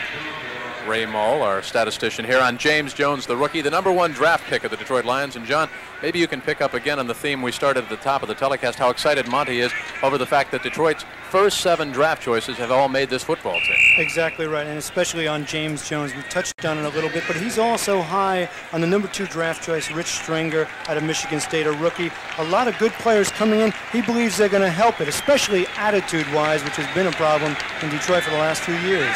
And James Jones, 10 carries for 20 yards, receptions 3 for 49. That will get better as the years go on, as the year goes on, because he and Billy Sims are going to get used to one another. 2nd and 15 for the Lions. The Bucs trying to force some kind of a turnover here as James Jones simply bowls his way across the 40-yard line, tackled by Brad White. The NFL on CBS. The executive producer is Terry O'Neill. Senior producer Charles H. Milton III. Today's game produced by Bob Eakins. Congratulations, Bobby. He made his debut. Directed by John McDonough, the seasoned and aging veteran. And the rest of the folks who bring you the sights and sounds of NFL football and do it so well here on CBS Sports. U.S. Open tennis coming up right after. And I guess what are they doing? They have a helicopter standing by to get Mr. Summerall from the Rams-Giant game over to Flushing Meadows so he can do the tennis also. Inside handoff to Horace King, who will stay in bounds down the 40-yard line. This one's 15 seconds from going into the record book. The Lions' first shutout since 1981 when they blanked Oakland 16-0, and the first shutout against Tampa Bay since the Bears did it in 1980, 23-0.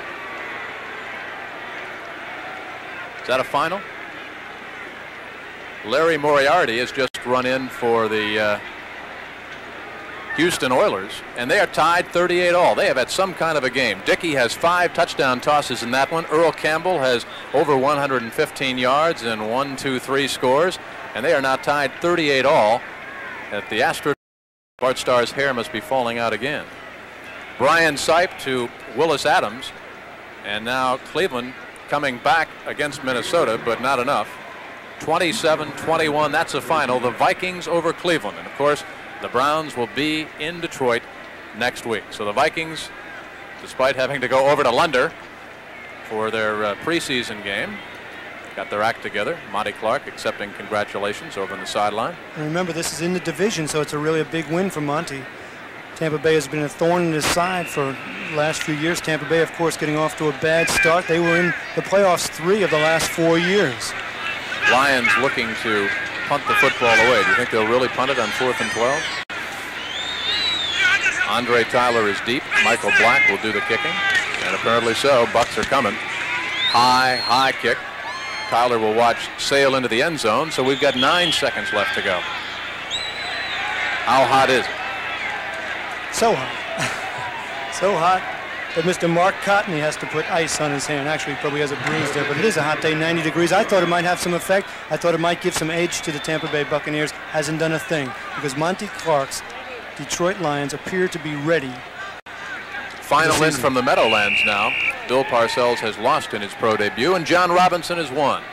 Vince Ferragamo, a couple of touchdown tosses to Mike Barber of 8 and 42 yards. And the final in, the Rams 16, the Giants 6. Maybe time for 2 more Tampa Bay plays. Thompson still in there at quarterback. Swings the screen out in the right flat. Little convoy there for Wilder. Wilder up to the 35 and down at the 37, and that will do it. This one's into the record books for that man, Monty Clark, who starts his 6th season in Detroit with a 11-0 win against John McKay, who will go out from the near sideline and congratulate Monty Clark.